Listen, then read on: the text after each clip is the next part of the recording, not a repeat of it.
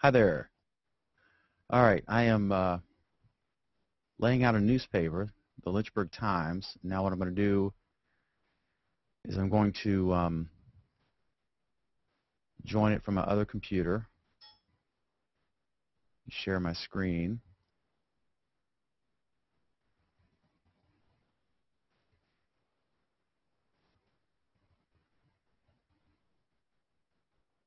Now it won't let me.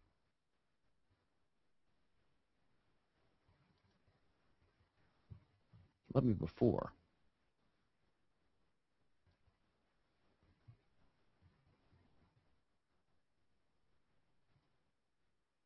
All right, let me try it again here.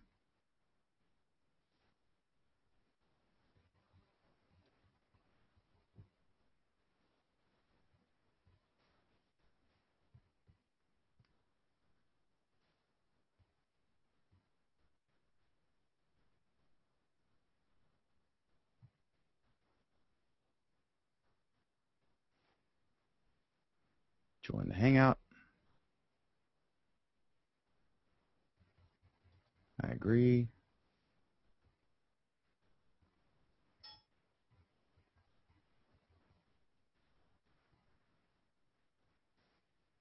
Screen share.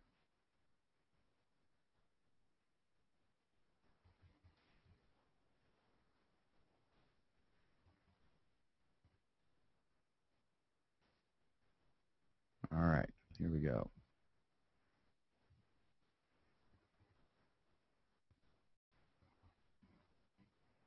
This is my back cover. All right.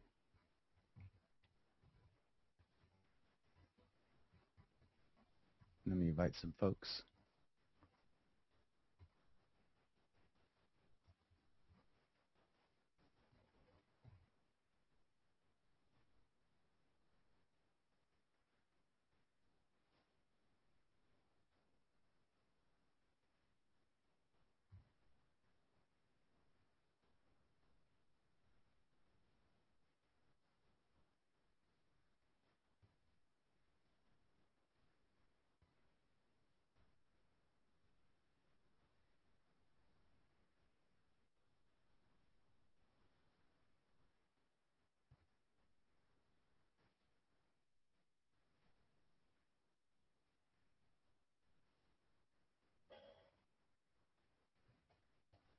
All right. Now, what I'm going to do, make sure my audio's, yep, okay. Let's see here. I guess I'll do the crossword first.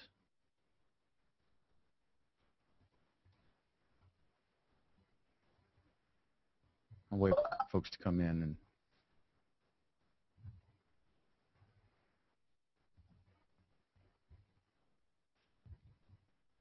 how's it going?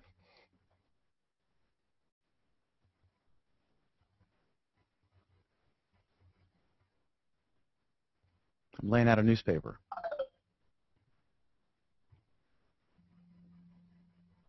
Let's see here.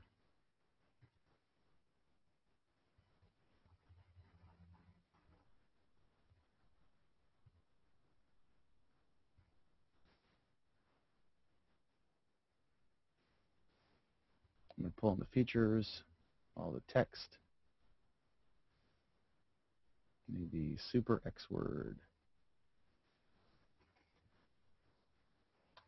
Copy all. Zoom in on this sucker here.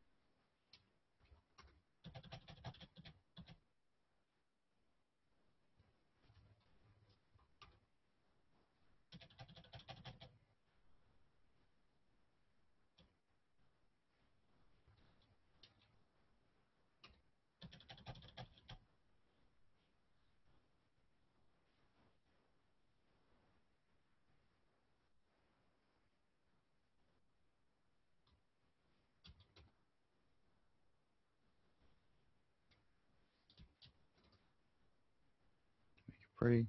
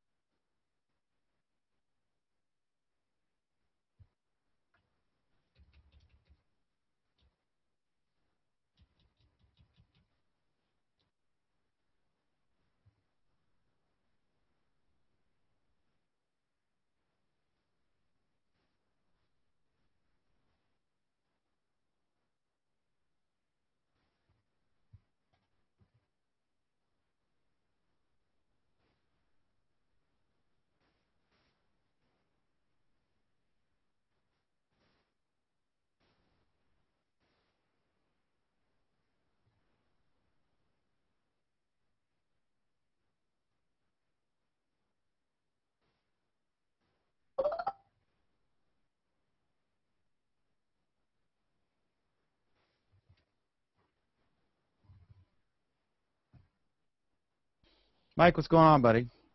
Hey Dan, it's nice to see you just hanging out under non-show circumstances. Yeah, I'm laying a newspaper out. Yeah, I'm just trying to, if I can get a better look at this. Let me just green screen it and see if it renders. Oh, we go, that's perfect, yeah. Right, what we got here then? So that's in a bit of Adobe, isn't it? This is InDesign, Adobe InDesign. Excuse me. Yes, right, I'm just going to bring the sound up a bit. I love this. This is one of my favorite puzzles. When I was a kid, you find the differences between the two pictures. Yep.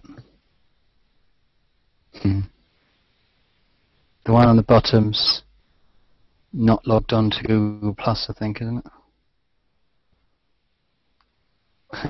No, let's see. It's got okay. There's curlers here, not here, Yeah, gotcha.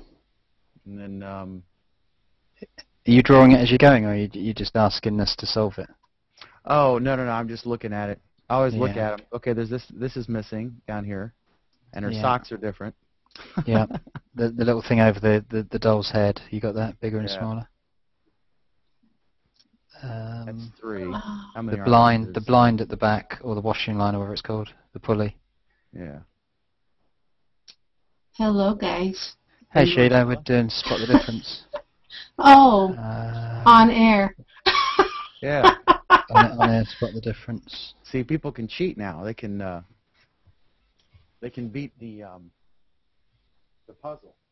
How many is there supposed to be there then? So we've got 1, 2, 3, 4. Okay. No, the purse is missing. You see That's, that? yeah, purse is 5. I think purse is 5.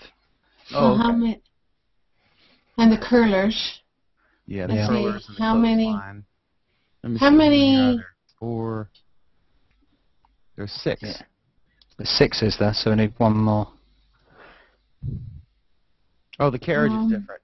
Here, there's like 2 lines here and 3 pieces. And here Yeah, yeah. we're helping kids across the world cheat.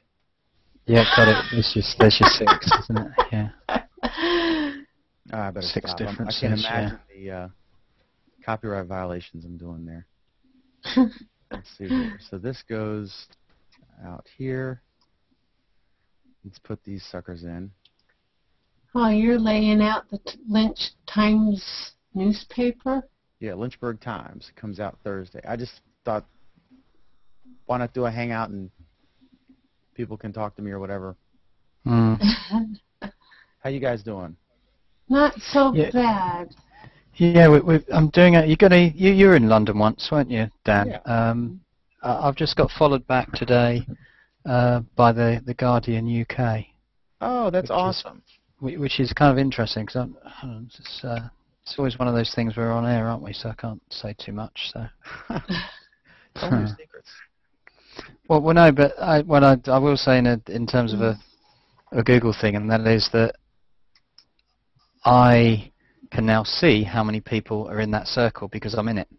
You know, in other words, because so if you look at the Times UK, sorry, not the Times. What did I just say? The Guardian, didn't I? The Guardian UK. Yeah. The Guardian UK is followed by 86,000 people. Okay, lovely.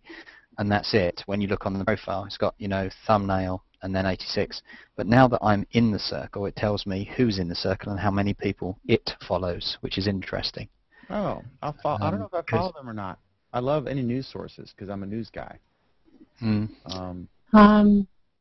Did you see that thing I did with news, where I looked at 30 different websites about who's got the +1 button on it and who hasn't? And Guardian was one of the ones that actually doesn't, which was quite unusual, I thought. Because the Guardian are pro, Google everything, YouTube everything. Anything that is newsy that you think I'd be interested, don't be bashful about mentioning it because I can lose stuff. I mean, I'll miss stuff. Even if you mention to me, I may not see it. Like Oleg mentioned me in a post, and I never saw it. I just randomly saw it in my stream. And I was like, well, why didn't I get a notification? So I checked. I didn't get a notification. Then I checked my email, and there was nothing about it. I know Linda Laurie, when she was on the show, and afterwards she's been wrestling with that for a long time. But I figured it was. You scam. don't get a notification. What? Because you've been incorrectly notified, or just because it slipped through? Do you mean? I never got. He did a plus my name and mentioned me, and I should have gotten a notification because I have it open for anybody. Did the person do it from a mobile device? Ooh, I don't know. Good question. Because I've had that 2 or 3 times where people have plus named me, and I happen to be, sitting on the stream and I see my name go by, and I'm thinking that's weird. I've got no plus name here. And I tell you, with one, very, you probably guessed, but very good. I'm not going to mention her, but good friend of mine. Whenever she plus mentions me, once, and we're going way back at the start of Google Plus, it kept coming up as an email. So if you've seen when people do it from like an iPhone and they'll say like plus Mike Downs or whatever, but it will actually show as my 3 different email addresses in the stream. And I said, how's that happened? And the person said, oh, well, I think I did it from an iPhone. And it kind of like, I think, merged the Gmail contacts to the Google Plus, and it kind of like is some kind of bug in there. So in other words, from what you're saying, is I reckon that if the person, do you remember the Italian guy Pio Dalsin? You've probably seen him or heard of him around. But he does these phenomenal lists, and he did this when he plus mentioned like loads and loads and loads of people from an iPhone, and not one person got the notification because it was all done through an iPhone. You know, what a big waste of time for him. I see. It's just a picture, but it just says the time in public. Oleg's picture there. So I don't. Oh, okay, but yeah, he mentioned me here, right? And it's definitely me, because like if I go, he mentioned me in a comment, and it's definitely my profile right there. But I never got an email. I never got a notification up here either. Because there's 2 of me. One is an old Google account, which popped up or something. But that's the color one. The color picture is the one that's right. That's weird. So what about his comment? Was his comment made from an iPhone or a mobile device? You won't know that by look. Yeah, exactly. So if he'd have done that on his iPhone and went, oh yeah, I've just read this, bang, there's a comment. Interesting. Yeah, I don't know. There's a chance that was. But for him to go all the way back and say, where did you make that comment, you know, is quite hard going. Right. Unless he remembers. How you doing, Henry? Hello, you're right. This is a British hangout. I'm outnumbered. It's because of my Yorkshire pudding pizza recipe. I still haven't tried that yet. God, it was good. Greasy. There's no doubt you've eaten something, you know? But that was fun. I just had the leftover batter, and I was like, what do I do with it, you know? I've not met Henry before. Hi, Henry. Hello. I've commented on a post before. Yeah, no, I was just looking now, actually, yeah. Yeah. Which is good. I will say I'm trying to get Ken Livingstone, you know, the possible mayor of London, in the hangout, so I hope... Oh, my God, is he still mayor? That'd be cool. He was there in the 80s. Well, no, Boris Johnson, the Conservative guy, is mayor, but Ken Livingstone is running again. I gotta go. See you later, guys. See you later, Sheila. But what Ken did yesterday with the Guardian UK is he did an hour's worth of, you know, text questions and answers, and you know, I mean, what good is that? You know, in terms of he could answer 5 more, you know, times the questions. Ed Miliband, you know, the leader of the opposition, did exactly the same. What a slow bit of kit, you know. He could get in a hangout, couldn't he, and bang it all the way through. What's that? Slow bit of kit. What does that mean? A slow bit of kit. It just means it's slow. You know, it's well, it means if you had a camera or something, it's like, or a laptop, and it was a slow bit of kit. It means it's got a bad processor and it's just slow. That's all it means. Oh, okay. You know. Yeah, that's it. That's right. Yeah. So you're saying he's idiot. No. I'm saying that the process of bringing in, I mean, put it another way, the Daily Mirror UK newspaper had Will Ferrell come in a few months, about 8 months ago, and he had, you know, one of the, do you use them, you know, live view cameras, you know, with 7 Sims, isn't there? And they do, KOMU have got one. And anyway, so the live view people were photographing and live streaming Will Ferrell sat at a keyboard with a young girl who was typing the text questions and answers into the PC when they've already, you know, have fired up the live view video camera ready to go. I'm thinking, why couldn't Will Ferrell just physically turn to the camera and speak his answers, and you've got a TV show going on, haven't you? Yeah. It's just like, you know, some other stuff. Who's Bubba then? Bubba the cat. What's that all about? Yeah, he was mayor when I was there. What, Bubba the cat? Yeah. No, Ken... It's spelled Livingstone, right? Yeah, that's right, Livingstone, I yeah. guess. Yeah. And they were doing the whole Save the Greater London Council thing, at the time. Yeah. Thatcher was Prime Minister. What did I just say? Did you hear the latest one yesterday and today on David Cameron, what they've been up to? That's No, just what are they hilarious. Oh, man. So they have these meetings about donors to the Conservative Party. So this guy sits down there and says, oh, yeah, you know, you want some access. No, I can't get you any access to the Prime Minister and the Chancellor of the Exchequer. I can't do that. So he says, oh, well, you know, I could give some money. These are undercover Times newspaper reporters. Says, oh, we can give you, you know, and then the guy opens up this guy, I can't remember his name, I can get it.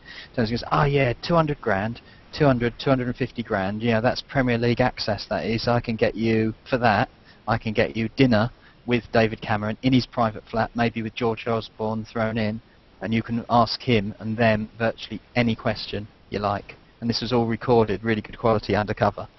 And so the guys had to resign, and now David Cameron's reneged on his original idea and then given in this idea to say, here's a list of all the people, you know, cash for access it's being called. You know, so if you coughed up a load of money, coughed up, are you alright with that one? Yeah.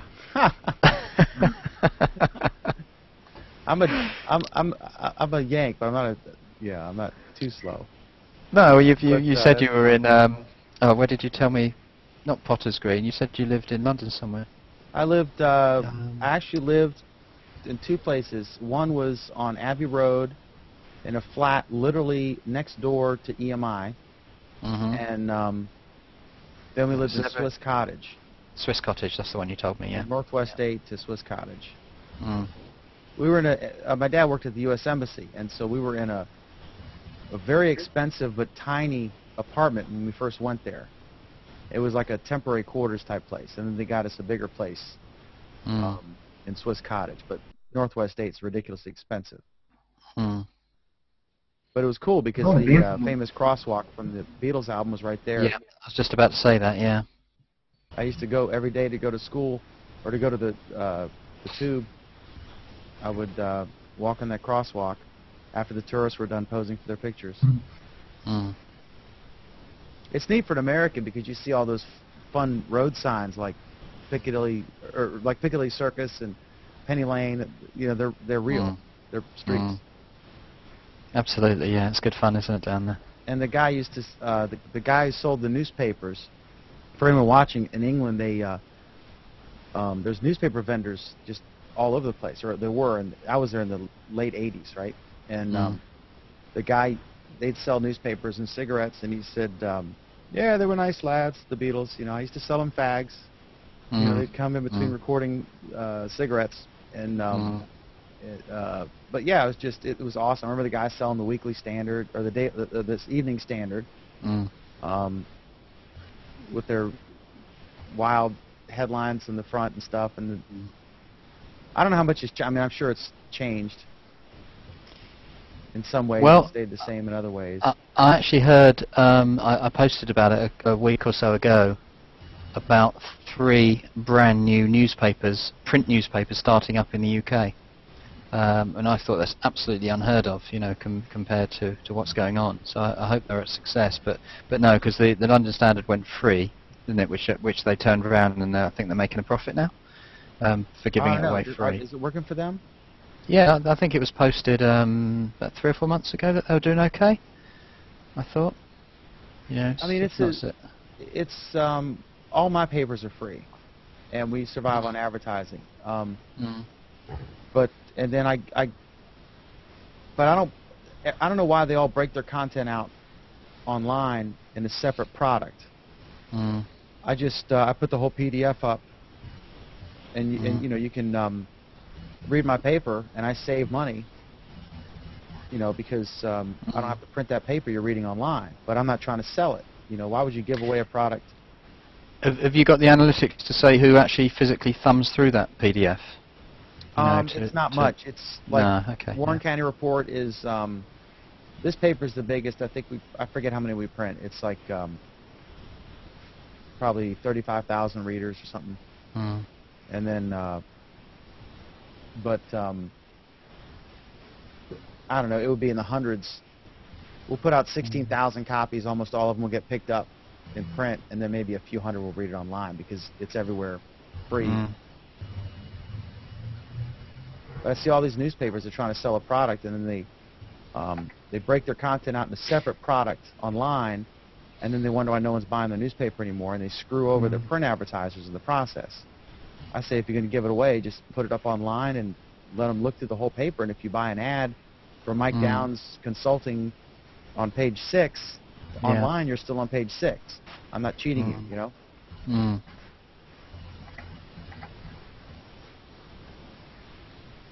So you don't have to do this whole thing yourself, do you? Or this one I do week? because this is a monthly, but the other ones I have. Oh, okay. Yeah. I've got 2 layout guys who are really good. I just happen to be doing this one, and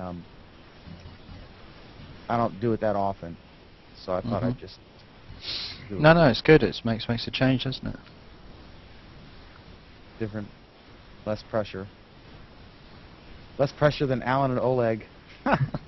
Well, I found. I mean, I'm sure you can talk about the show anyway, because that's what it's all about, isn't it? But I didn't realise when I was on the other week. I thought it was a really good show with it was the week that it's John Baldoni and the girl Samantha came on, and and as everybody turned up there, and I didn't realise I had to wedge myself in there, because there's some quite, I'm a strong character too, but I was being polite and using the chat box because I'm used to a lot of broadcast, TV stuff, and everybody was getting in there, weren't they, and saying this and saying that, and yeah, that's how it runs, isn't it, I guess.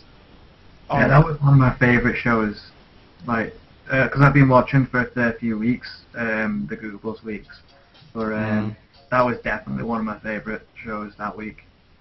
But what I didn't realise was that on Dan's record, because you don't show the full hangout again. You just show your recording, don't you, through Justin or from on YouTube. You guys carry on. My writers for another paper's calling me, so I got to talk to her real quick. No, You'll do your thing. Okay. Hang out. How long have you been on Google Plus, Henry? From the start, from the very start. I've only just recently started to use Hangouts, though.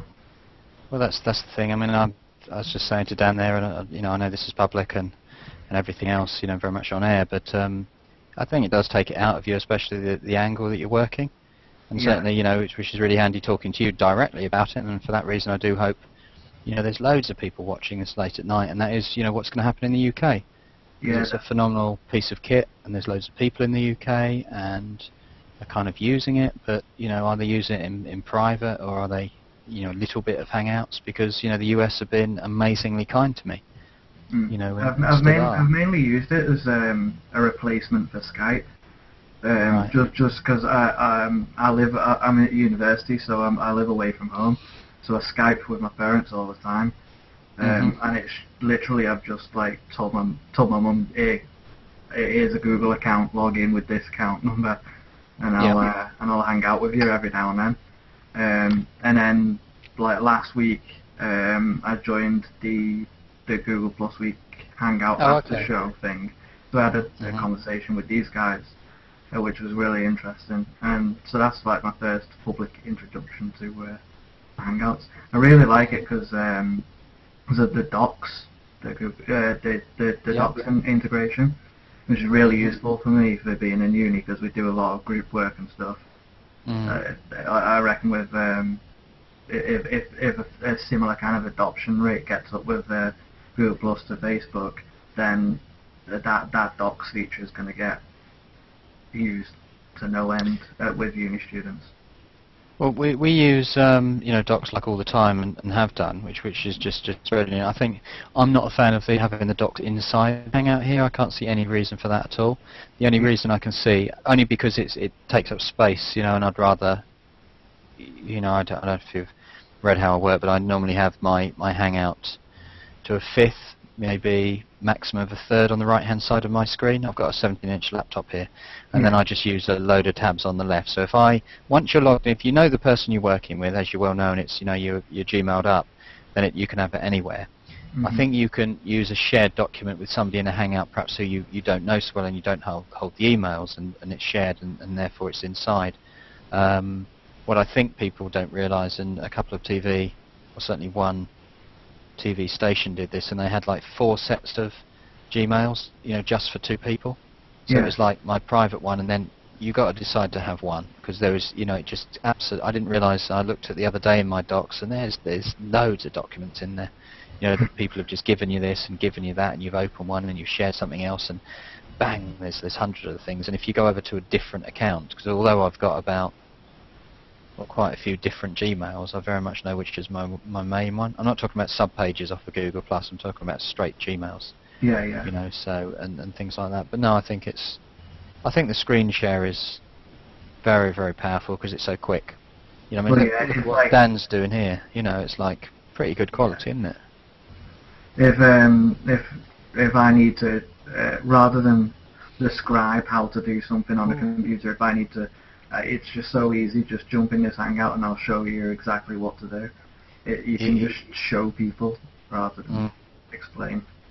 Yeah, absolutely. Yeah, it's good, isn't it? I mean, it's also the speed. I mean, with you working, at college or whatever it is you're doing, then, to have the Hangout open on the corner, then okay, it's silly if, well, it's not silly, is it? If you're set up completely and you're working on a problem, and then if I was a teenager, even when I was at university, to say I could have my mates in houses, halls, anywhere, so like one of my friends, what I remember at the time when I was doing my finals, went back to Florida or something. She's English, but she went back to Florida, sat by a pool and done her revision there.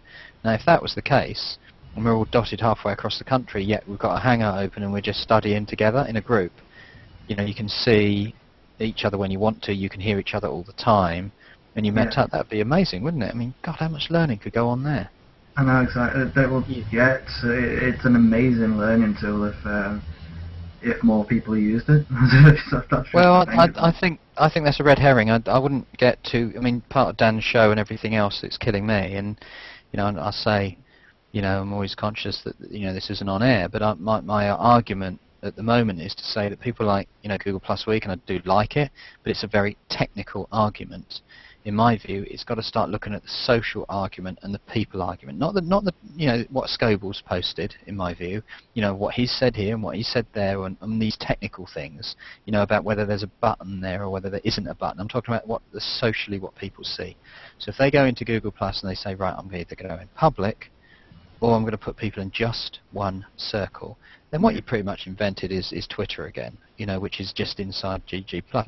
And I didn't realise, but 75% of my stuff, as you've probably seen, is in private.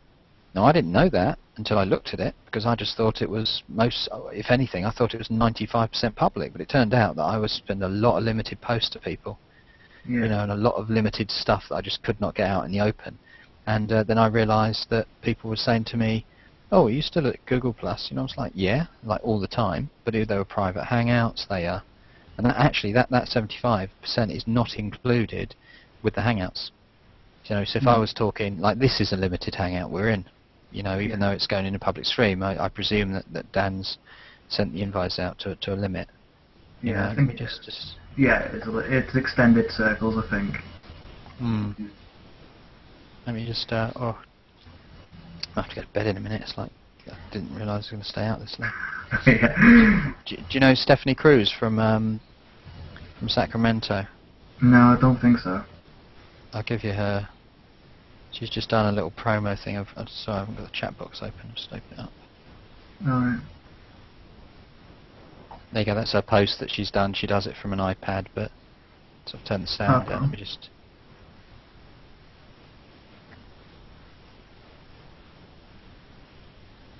Hey everybody, we are talking money. Yeah, I'll give that a listen in a minute. Well, it's only short. What I'm looking for is whether I'm just going to replay it again. Actually, hold on.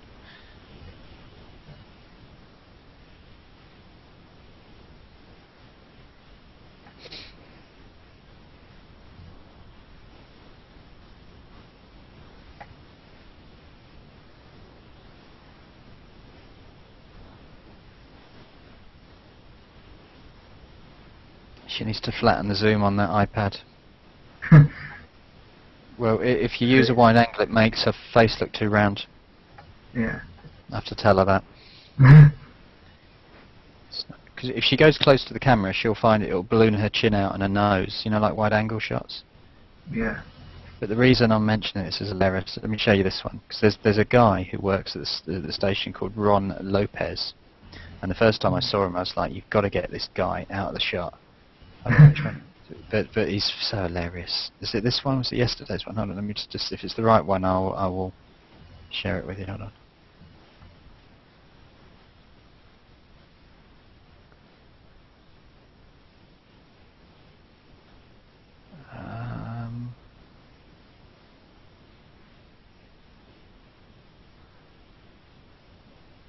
You guys solving the UK's political issues? No, we're looking at Stephanie Cruz at the moment from Fox. Is it where's she Far from? more attractive Fox than 40. David Cameron on his best day. No, yeah, I have this link here. This is one where Ron is in the background. You watch the guy over her right shoulder. Yeah. When you play this, he's hilarious. This guy, I've spoken to him. He's a few times. He's a funny guy. Hi, everybody. Busy day here on the Fox 40 News. I'm here looking through the stories at 5:30, 6 o'clock. A body found I'm not seeing a screen share. Are you sharing a screen? No, I've just sent the link in on this one, but I don't know. That body ended up there, and also how they think that person that may have died. Also, there's some controversy that a teacher was accused of using duct tape What's up, on Jeff? one of their students. And finally, our viewer's voice question is about the birther controversy. Remember, first it was thrown in... That guy's a legend. Yeah, look at this one. Look at there's another one there. There's another one there. That's hilarious stuff. I don't know. Yeah, look at this one. Look at this one.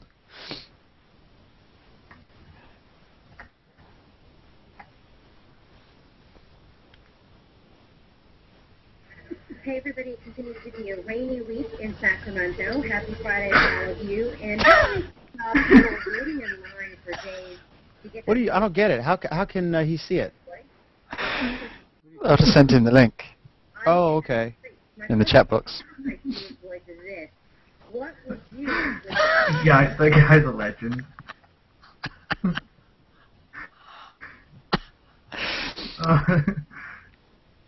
I find the very, very, very first one, which is there's actually one of them where he gets the speaking part, but I said you've got to get rid of him, you know. And then I met him and I looked at him and I thought, this is so funny.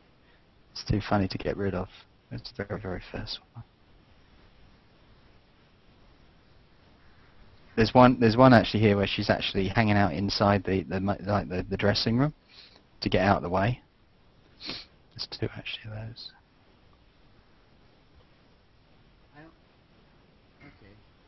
Jeff, what's going on? Not a whole lot. How are you doing? I haven't... Your audio's really low, Jeff. Oh, it is? It's low? Hold on. Is that better? A little bit. You're still It's way getting low. better, yeah, it's still low.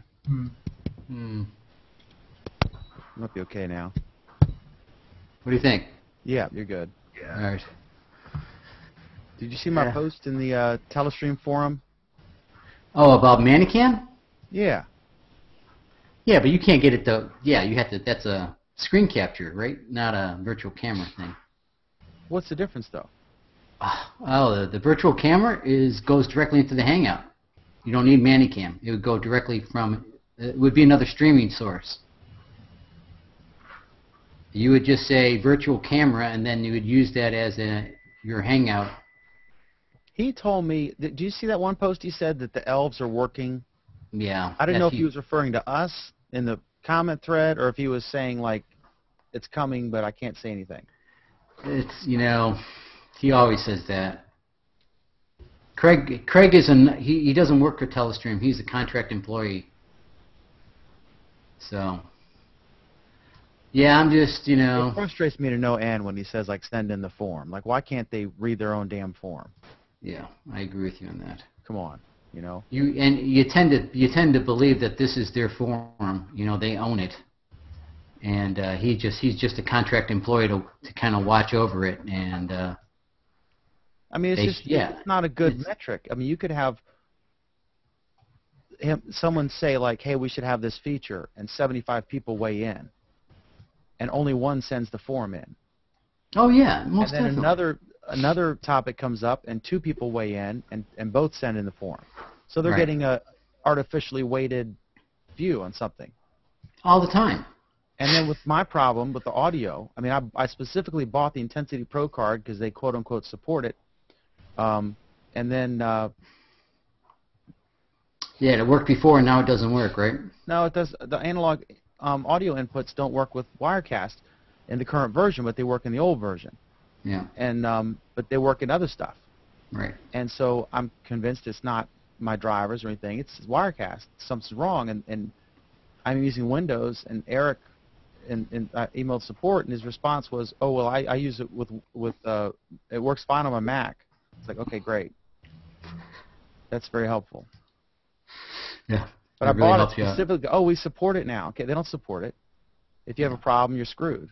And so, you know, I'll buy another $200 card. I mean, come on. I hear you. I'm trying to figure this stuff out as I go. I just bought a USB 3 card for my PC, and it doesn't work. I tried everything. So I'm back to square one. But the Minicam thing does work. Yeah, but it's a screen capture. That's what I'm using right now. I'm using, well, it's not a screen capture. I'm using Webcam Max, virtual output from XSplit into Webcam Max, and Webcam Max into the Hangout. But I can fire a Vid Blaster. Yeah, that works. That goes into the Hangout. Are you using Wirecast right now? No, I'm using XSplit. Okay. Yeah, because I was able to test it, but there's still an audio sync issue because the video has latency. But if you want to try Minicam or your other thing to capture the video from the preview or the final screen in Wirecast, the way to do it is lower your video from high quality and dumb it down, and there's really no difference in the output in it, but it dramatically reduces the latency. Yeah. To where it's not a big issue. But still, a virtual output is the obvious solution, and crazy if they don't do it. What do you think of this new, and you guys looked at this new Hangout thing? It's called, I forget, what's it called? What does it do? It's like Hangouts, but it has some Wirecast-like features in it. Not Spreecast, not that one. It's there's a post on TechCrunch. I talked to the CEO today, and he's going to give me a link tomorrow. Let me find it here. Yeah. What is it? What are you talking about? I don't. This is called. If you go to TechCrunch. Yeah, it's just loading now. I'll tell you I'm loading my Gmail now. Where's the guy here, Josh? It's All right, TechCrunch. Yep. There. Yeah, Sav's on it as well. It's called On the Air. On the Air, excellent. And it's like a Hangout, but I don't think they have a limit of 8, and I think you have like a integrated chat with the participants and the viewers. There's no archiving yet, but it's coming. It's kind of like all the things we want Hangouts to have. Let me do a search. It's some yeah, I haven't found it either. You got a link yet, Dan, or not? Yeah. On the Air, huh? OnTheAir.com is what it's called, but the TechCrunch article is describing it. Okay, got it. Here we go. Oh, yeah, your link. It's on the front page. It came out today, I think. I got it in here. I'll put it in the chat. But it looks really cool. Obviously, for Google Plus Week, Hangouts on Air is the logical choice, because all of my audience, it's a niche program with niche appeal to people who like Google Plus, so they would all be into Hangouts. But for my general news type stuff that I do on occasion, this could be a solution or an option, to try at least, So it makes Hangouts and Ustream seem static. Is that this Josh's opinion? Is it? That's Josh's opinion. Yeah. Okay. Sign up now for early access. I'm just going to sign up now. Bingo. What I did, I told him who I was and a link to my show, and I emailed the CEO, and he emailed me back. I don't want to get too much into this because we're broadcasting, but he liked So- what I did, and So just to ask again, on the top it says, anyone watching a live stream can video chat with the host. Yeah, but how many at a time? yeah, I don't know. It'll be interesting to try it, but he's going to send me a link tomorrow night. You have your own link. I think you have a permalink. So it's kind of like Justin meets Hangouts meets Wirecast all in one. There's a limit of 5,000 views per show. Like halfway down the article. I mean that's a lot. I mean that's like MSNBC, right? That's certainly Oprah's network or Current. Yeah. We'll see. I just signed up for it, see what happens.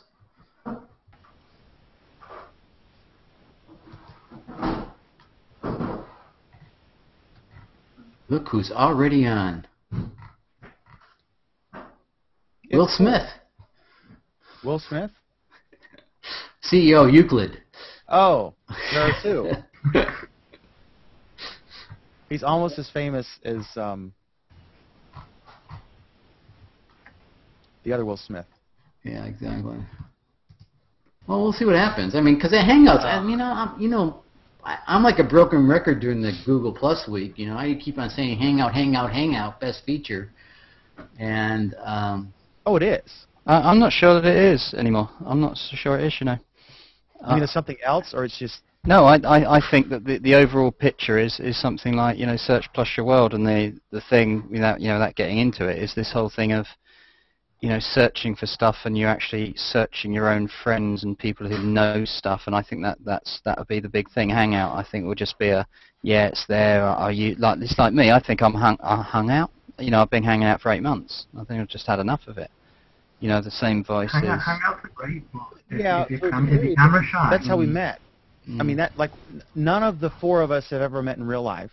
right. Mhm. Likely never will. Maybe you two Yeah. guys will because you're in the UK. Well, maybe. Who knows? But- Yeah. But we never would have met each other. But, you know, for initially engaging online, then you know, you guys randomly did a hangout. I think that's the thing. All the people on Google Plus Week, Jeff and I, we actually met in the Telestream forum. Right. When Yeah. we were both venting about who knows what. Yeah, I think it had to do with the new release or something. I don't know, but Wait, yeah. No, Hangouts- you yeah, go had on. questions about how to do things. Remember? Yeah. I think I posted somewhere this week, I can't remember what I posted, but something along the lines of, you know, when you're stuck and you're lonely and you're in trouble and you just shove something in that Google search box and what jumps out repeatedly is something you trust. Yeah, Hangouts might be an element of it, but I think when the whole thing just, you know, grows like grass seed, I think, I can't actually, these sounds like my own words, which they are, but I just don't know. It'd be useful if I gave you the post, wouldn't it, really? Yeah, but you know, here's the thing. If I had a business, which I don't work, I would find these extremely useful for teleconferencing with Salesforce or people demoing product. I mean, it would just be amazing, better than anything else out there that's, you know, you had to pay for. Obviously, there would be a difference, but it seems to be pretty rock solid for what it is, you know. Can you imagine like having some product and Google decides to come out with a free version of it? Yeah, I mean, if I had a Salesforce, I would be meeting once a week with them via the Hangouts. I mean, don't misunderstand me. It's been, you know, Google have been brilliant for me, and I'm trying to do my bit. So if I'm in, you know, 1 minute, you know, for those people who've seen my stream with, you know, the Playboy centerfold model, April Summers for an hour or something, and I've got like Shaw the photographer who's got 1 million followers, and I want to get the London Mayor in, and you know, all these various things that are happening. You know, I've got possibly so I nearly said it then, I shouldn't say it. Something else coming out of London very, very soon. Awesome. But I still think there's something bigger element to it, you know. Yeah, but you know, I do agree on certain things, because when I hang out with the same people pretty much every day, and now I made an attempt to kind of branch out and reach more people just for the fun of it, and I'm finding out that the more people I'm reaching, the less I want to know them. You know, I mean, I kind of like the people I know, you know, and you know, and I dig doing the LA hangout in the morning, you know, and you get to meet some interesting celebrities or industry leaders. You've been in there. Are you in the circle for that one? Yeah.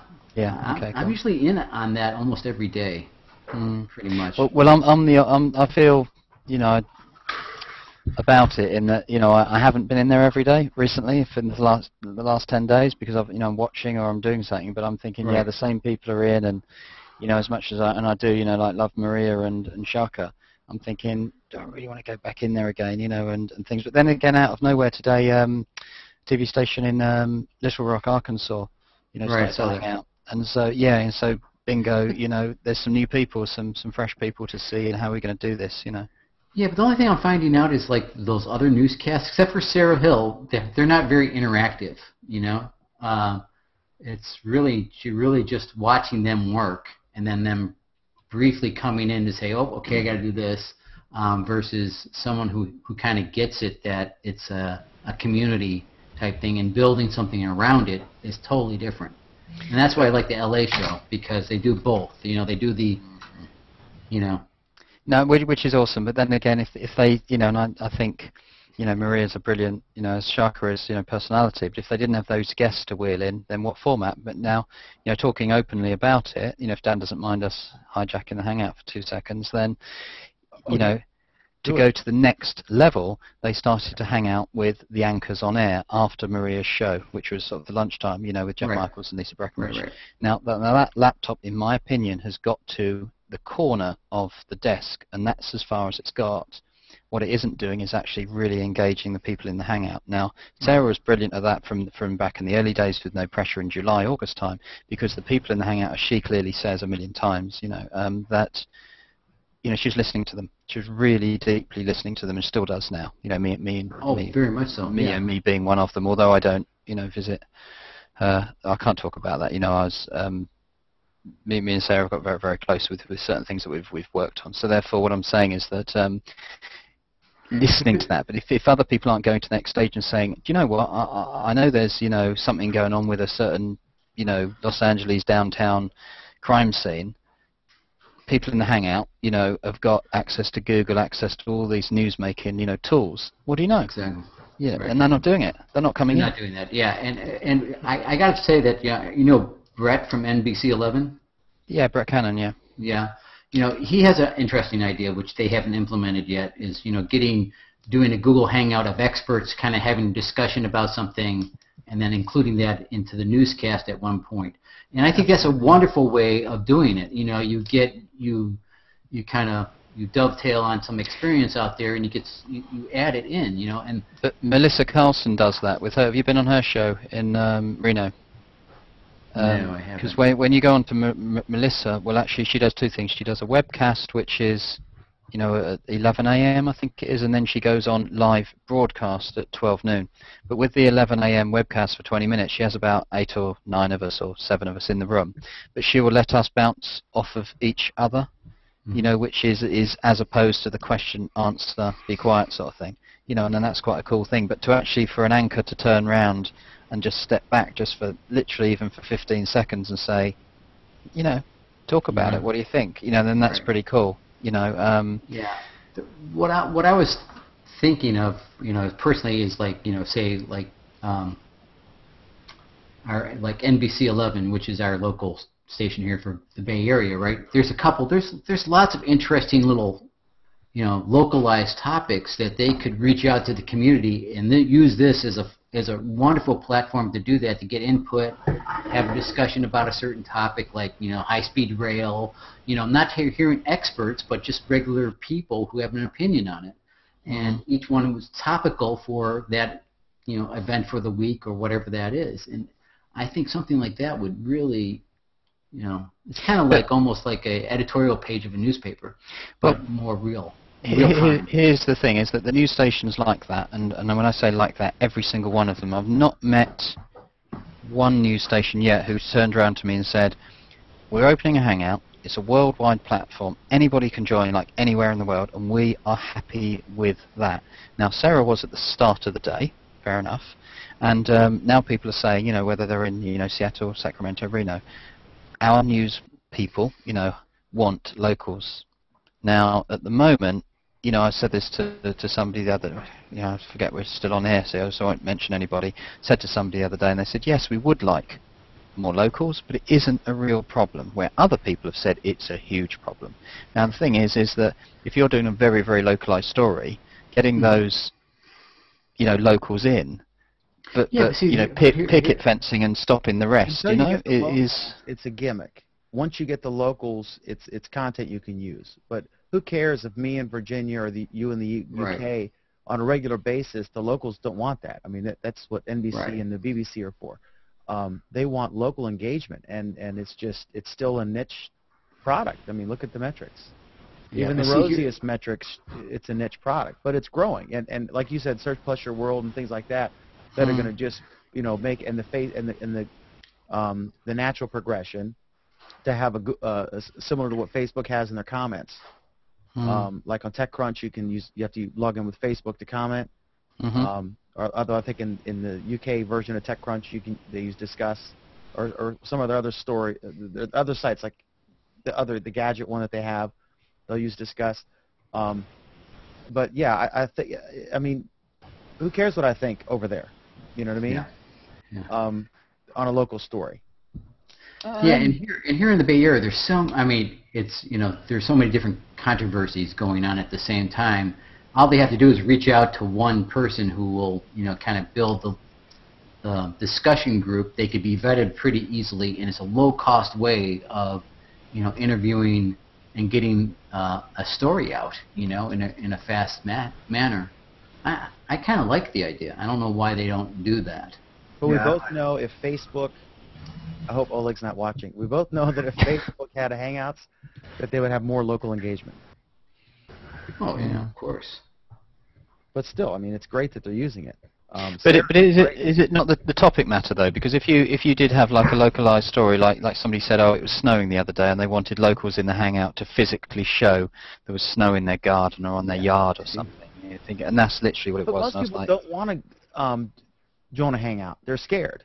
Yeah, fair enough. Most people, like Pam Adger did a great post, ADGER, about Hangouts, asking people. And she got, like, when I saw it, it was like 50 comments or something. And there was a bunch of people, oh, I'm afraid, or I would never do that. And Pam herself, I mean, she has, 15,000 followers or something or more. And she said, the only Hangout I do is Dan's show. And she's like this wonderful guest who comes on and says smart, intelligent, funny things. But a lot of people are just not public people like we are. Yeah, but there's a lot of people that want to be public and have, like, for example, I have this ongoing battle with San Francisco Airport. I would love to have a discussion, with FAA and the airport, online, in a Hangout, on air. I'd be frothing at my teeth to do something like that, frothing in the mouth, or whatever the phrase is, But and there's lots of action groups that want that platform, and that is newsworthy. I just don't get it. So. Yeah.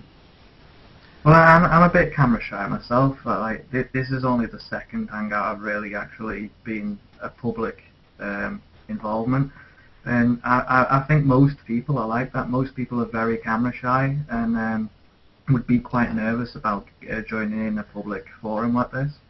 But I'm genuinely interested in local issues. Like in Liverpool at the minute, there's a £5.5 billion investment programme that is in the Northern Docks. But if it goes ahead, there's a risk that Liverpool loses its World Heritage Site. So there's a bit of a debate going on at the minute, and it'd be great if local people could talk to the councillors and things like that, and the investors, the people that are wanting to invest, and try and get a discussion going on. I could see, yeah. I mean, but again, once you're past the I'm shy, and you realize that it's to your benefit to, be vocal and push your thought or your position across, I think it's quickly, you overcome that fear, What you should do is start a regular weekly Hangout called Liverpool Live or whatever. Yeah, might do. Talk about your local stuff and try to get local people, maybe do it in a restaurant.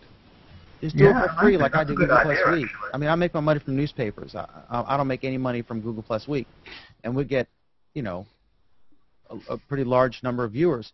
But you should do the same thing in Liverpool, and just it'd be fun, and you'd be able to talk to people who are interested in the same things, and you know, you get 5 or 6 people, whatever there, and you know, get Jeff or me to show you how to record it. And just do your own thing, create your own content, you know. Yeah, yeah. The content's the key. And what Dan does, he does it as a repeatable process. So he's kind of he's built the momentum and things like that as well. So he's done a great job. Pick a day and time. Yeah. Every Wednesday at 4 or whatever, you know, or 8, whatever. Friday 8 is actually a horrible time for a show. I try to get these guests, you know, like it's 8 o'clock Friday night. Are you kidding me? Yeah, and you know, it's like right in the middle of, well, when should I eat? You know, it's 5 o'clock here, you know, and oh man. What do you think? It's like me in the UK though, with like some of these like West Coast times, and I'm like up at 2, 3 o'clock in the morning. Like when Dan's show comes, that's why I've not been on. I'm sitting there like dropping off, you know. Yeah, exactly. You know. Dan, have you heard of, or do you see Storyful? Have you heard of that as a news gatherer? I don't know if you need to. Have you heard of it? Storyful? Storyful. Yeah, it's something I dug up today that a lot of international use, but I think it's yet another time waster like Pinterest that I checked out. No. This is the opposite. This is for serious news orgs like France 24 use it. I'll put it in the chat box. Is it an iOS thing only? iOS. No, I'm talking about I think it reads as a vigorous verification of like world type news, you know. So yeah, that sort of thing. Because the reason I'll say it as I see it, and I said that I hadn't heard of it. I've listed it out to my people. Sarah says that she's heard of it, but doesn't use it for local news here. France 24 use it extensively apparently. And the reason I'm saying it is because they apparently hang out all the time. I looked through their stream and went, oh, of course, you know, there's not one hangout.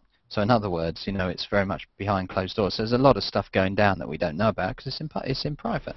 But I've offered them, you know, my on air to say, look, let's hang out, let's do it in public and understand, you know, how news is gathered and what you actually do, because there's some quite heavyweight people in there apparently. Yeah, supposedly looks it.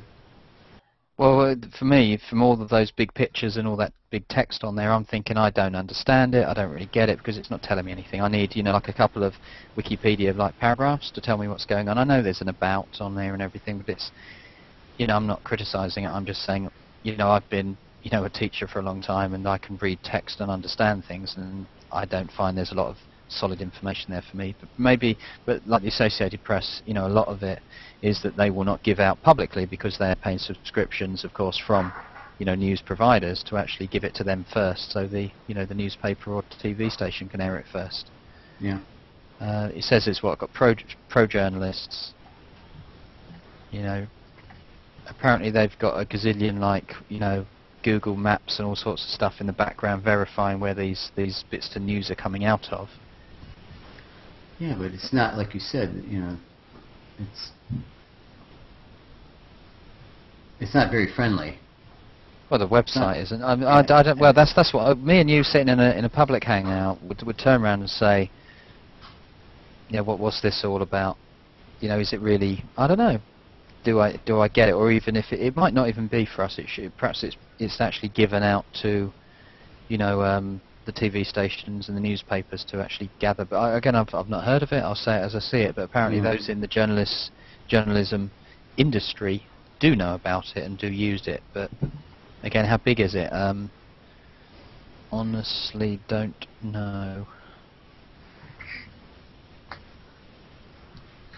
So, I mean, that site itself, doing a quick site. Story builder. Sign in. I mean, according to storyful.com on Google, it's got 36,000 results according to this. You know, They're located in Ireland. Well, one of the girls that I posted on today, Claire Wardle, is somebody who commented on it today, so I thought I'd follow that up. There's a story they've got on here, which I don't really understand it. It scares the life out of me when a lot of these are like, and I'm not probably going to say the incorrect thing if everybody's watching, but you know, a curation tool. So the link I put in the box there is talking about Rick Santorum compares gay marriage to polygamy, and it looks to me, you know, Storyfy, you know, where you collect in like tweets and a bit of Facebook comments and a bit of other stuff, and you'll put it into one picture. Looks to me like, well, we got a video at the top. First paragraph, sub-paragraph, and then a few tweets have popped themselves in. Yeah, and then photos, and then another video. And that's it, isn't it? Is this an example page? I'd love to know. Well, that's the problem. You don't know what this is. You know, I mean, from the IQ, I would not know what they do. I hit the about page, and they work with, you know, journalists, but there's no like registration. I know, it's odd, isn't it? I'd love to, you know, find out more about it. I mean, so I put Obama in as a search. I've got related tags of, okay. I'm a bit of a purist really, and sometimes I like hard sentences and stuff, and not some of these overlaid, you know, like I don't know how to explain it. You know, like an API that's kind of like a bit USA Today. Fuzzy.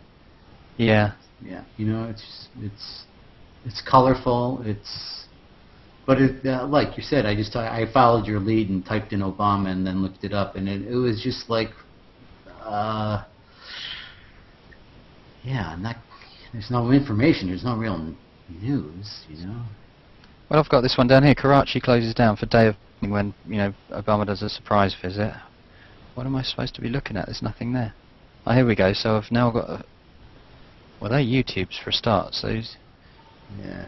Or is this like an off-the-shelf, like, I want a story on Obama visiting Karachi, bang, I've now got it? Is that what it is? I don't know. I don't think so, because even though no, it's just like it's like a snippet. It's not real.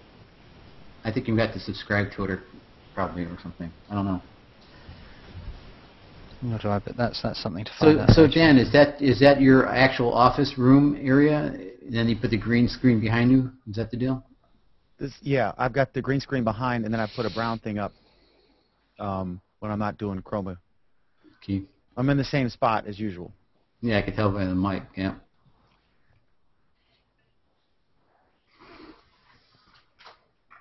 Hey, did you hear about that Twitter guy today? I've got to ask, does any of this go down in the US? So, did you hear the story that somebody's been put in jail in the UK for 56 days for sending a few tweets out?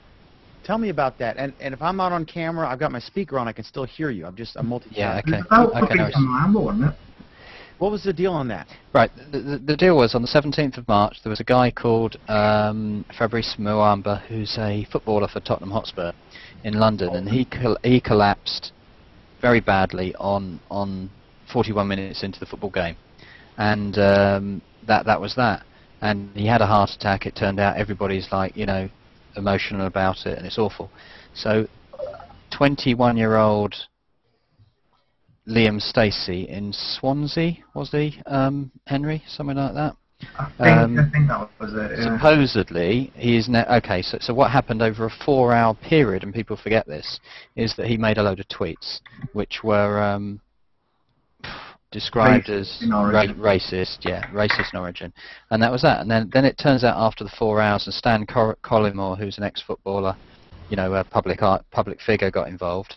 And anyway, the police arrested him. Here we are 10 days later. He's now been put in jail for 56 days. I posted about it today. I did actually link to a YouTube which showed the tweets, you know, on this stream, and it weren't pleasant. And then after 4 hours, he turns around and says, "Oh, someone's stolen my phone. They've hacked my account. It's not even me doing it." But some of the words used, and they can tell that now. Sorry? They can tell if it's you. They can. Oh no. Well, he admitted guilt later. But when you actually read the things, the point of it is that I think some other guy that I've been commenting with today has just put out a post saying, "Hey George, hey George."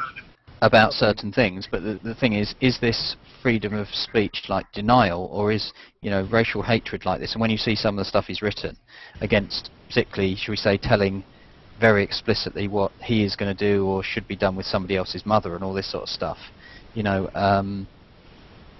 I mean, the thing is, the guy's a 21-year-old who is studying, is it biology or something, or some kind of thing, at Swansea University, and now, you know, he's been put away for 56 days. A lot of people forget that Twitter is a public forum, and you'd expect the same kind of. But now, in the UK, you can't have hate speech, right? Exactly. Yeah. Well, we're in a sensitive issue because, in my view, and I've done work with the police force, you know, over the summer and various things with my contacts there, that if people start kicking something off in Twitter, we had all the riots, you know. And then, put it another way, if this guy, or this kid rather, this 21-year-old, was in the middle of the football field and started saying all of this stuff about a guy who was laying down on the floor, you know, having a heart attack, nearly dying, then I think he's going to get pounced on and been told very strongly to be quiet about the situation. And that's what was happening halfway across the country. You know, there was a lot of people upset, and I think they actually arrested him and put him away for his. I'm not sure if it was. I don't know this whether it was for his own safety, but let me just get you the link to my post because there is some more information in there about it. Go ahead and tell people if anyone's watching, they're not going to see that. You may want to comment under the player. And you just like post it in here and then copy and paste it under the player for people watching to see. That's one thing we forget, that it's broadcasting and. Okay, well, my public link to the, you know, which is from a news thing which was posted, you know, about 12 hours or so, is there, and then Dan is telling me to look for somewhere else. Look on my profile to the player and just post it in a comment under there. That way, people watching who aren't privy to the chat. That's one of the gripes I have. I love Hangouts on Air; they're great, but. That's one of the gripes I have, that you can't share something. You can't. It's not easy. Like during Google Plus Week, there's the Justin Player, there's the Hangout on Air, there's the post announcing the show. Those get shared, you know, 5, 10 times or whatever. There'll be posts coming in any number of places I'm not even aware of. Instead of a central chat room. But then if you have a central chat room, it's like Leo's. It just flies by so quick. You can't. I think the opposite should happen. I think if you know, type in the chat, it should go to the posting. It should generate a post in the link. Well, optionally, but there are some things like if I said, you know, Jeff, there's a beer can on the shelf behind you. I may not want that publicly. You know what I mean? Right. Or something. So you want some way to communicate, like Jeff, sit up straight or something, you know. Right. I muted you because your microphone is buzzing or something. Right. That you don't want out. Like when Sariq comes in, he's always got something going on. He's got this like a herd of elephants is outside his apartment or something. I don't know. Did you see what I probably didn't somewhere this week with Alan? I put a comment on Alan or some post that, you know, this always goes on, and I said that he should go and watch. I didn't tell him to go and watch it, but the Shawshank Redemption, you remember, with Tim Robbins, and he said that the line was it pressure and time, you know, and it took this guy like 20 years, didn't it, with like a little nail file or something to crawl through the wall and dig him, you know, himself out from prison. And I said perhaps it should be amended to patience and time with all these new features that you want in Google Plus, like overnight, you know. I thought, you know, just give it a bit of patience. And then Alan turned around and he says, and I don't know who Alan thinks I am, but because I don't work for Google, I'll make that plain. You know, people think I do, but I don't. And I said, well, he said, I know it's your job to defend Google. And I thought, where did you get that from? I didn't know. Yeah, it's like Peter McDermott and I. Everyone constantly thinks we're related, and I mean we're friends. We met on here, but we're not related that we know of. But I get that, and I get, you know, I'm in Mountain View doing a PR show, and I'm like, no. Sometimes I'll post something about some app I like or whatever it is, and one lady asked, "Is this an advertisement? You know, is this spam?" I'm like, no, my view. I think one I will mention to you as I'm here, Dan, is that from the show and everything. I think it's brilliant in terms of its technical discussion. But is it coming from, or I'm just thinking out loud here about a people to people discussion? I'm talking about from users, not. I'm talking about, for example, I've read about 5 times, as I'm sure we all have, in its own way, what Scoble wrote, about the whole thing, his latest big thing. And I read it, and I thought, oh my God, the more I'm looking at the intersection as what he's written, is I'm just thinking it's from stating the obvious, a very technical base. And I'm thinking, does anybody really care? I said, if I went into, I don't know, Walmart or something and picked up 2 baked bean cans off of a shelf and then told everybody why the difference is and how I'd want the beans arranged in a different way, people might go, thank you very much for saying that. But I think it's people grasping for straws, because what started as a trickle became a wave, pardon the pun, of criticism, perhaps unjust criticism, about the current state. And the question of, did they go public too soon? Was it not ready for beta? Is it still an alpha product? All that stuff. And, will the Muppets save Google Plus, blah, blah, blah, because everyone's judging it by this higher standard. It's sort of like, but it's kind of a well-earned higher standard. It's like when the president did a Hangout. You could say, oh, it's a beta product and it's just his first Hangout. No, you want it to shine, right? And so they sent teams to every member's house that was going to be in the Hangout, and they set up, the latest camera and good audio, and did the makeup and set lighting up, light panels, blah, blah, blah, the whole deal, to make them all shine, because it was, President Barack Obama doing a Hangout. And so, because there's a higher standard when the president does something. Because remember, earlier before that, he did some telestream thing, and it was ghetto looking, and he was criticized for it. So when Google, which is this just wonderful company I adore, put something out there, also given their previous missteps or things that didn't catch on, even though they were brilliant, they're held to a higher standard. And so it's in a way, it's fair to say, well, look where Facebook was after a year, or Twitter after a year. They had 1,200 people, or whatever it is. In a way, it is fair to hold them to higher standards and say it's Google, right? And they've pushed this. And they did have the Muppets, and they did have, blah, blah, blah. So it's interesting. And my thing was, and Oleg's going to beat me up, and I don't want to talk about Oleg here because he's not here to do it, and I want to save it for the show anyway. But he's going to beat me up over my intro from the last show. But really, it was largely just sort of recapping what he said. And I chimed in where I agreed on a few things. But it definitely is inside. It's techie. And most people don't care about that stuff. But it's all, it's you can call it tough love, or you can call it frustration with the reaction. But the fact is, all of us experience this. Most of our Facebook friends are not here. They've tried it and not engaged. They're not interested. So why? And that's what we're searching for. Our goal is not to just blatantly criticize somebody, because I couldn't do it any better. I couldn't do it nearly as good. None of us could. But we want wide adoption. And that's our goal. And so it's basically just an open discussion to say, is something being done wrong? Could something be done better? Give it time, fair. But, why are people coming and finding that there's no, I've used the term, but not in a financial aspect, there's no return on investment for their time. But what about the whole thing down the where everybody, like for somebody like me, who I've realised, because people said to me, are you still on Google Plus? And I said, yes, I am. I'm very much here. And then I looked at all of my posts. I did a Google takeout and got the whole lot, and 75% of the stuff, and that's not even talking about the Hangouts, have been behind closed doors that no one will ever see because it's limited. And I thought, oh my God, then people like, I don't know, are actively behind closed doors, doing all of this posting, and even Hangouts for that matter. So we type in, sorry.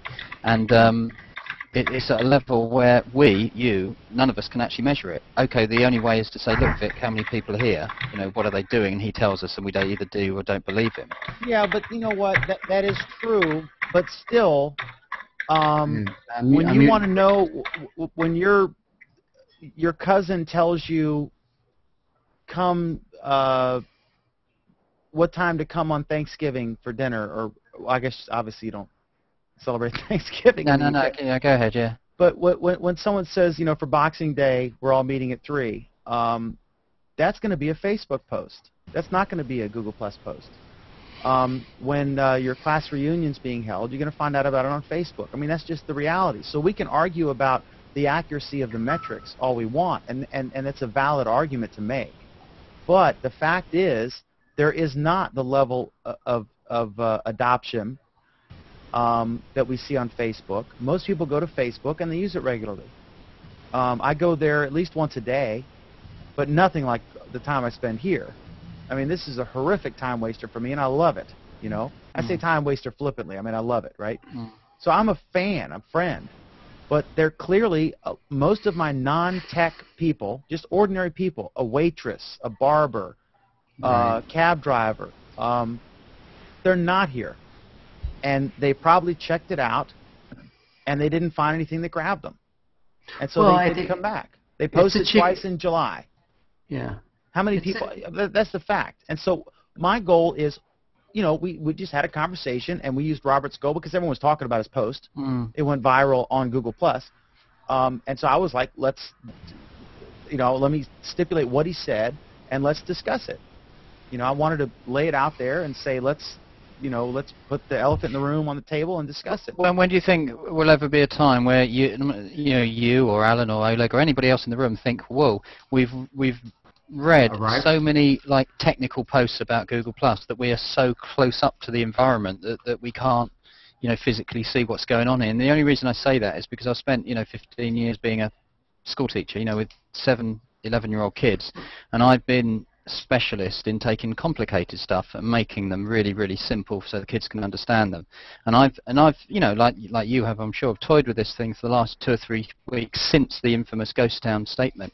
And I'm thinking, am I totally like too close up to the data and everything? And I'll give you one example. It's like when Scoble broke open his Canon Mark III D or whatever the thing was called and started going through it, and I honestly looked at it and I thought, hold on a minute, he's got a Mark II, he's now opened up, you know, with a load of dollars and got this Mark III.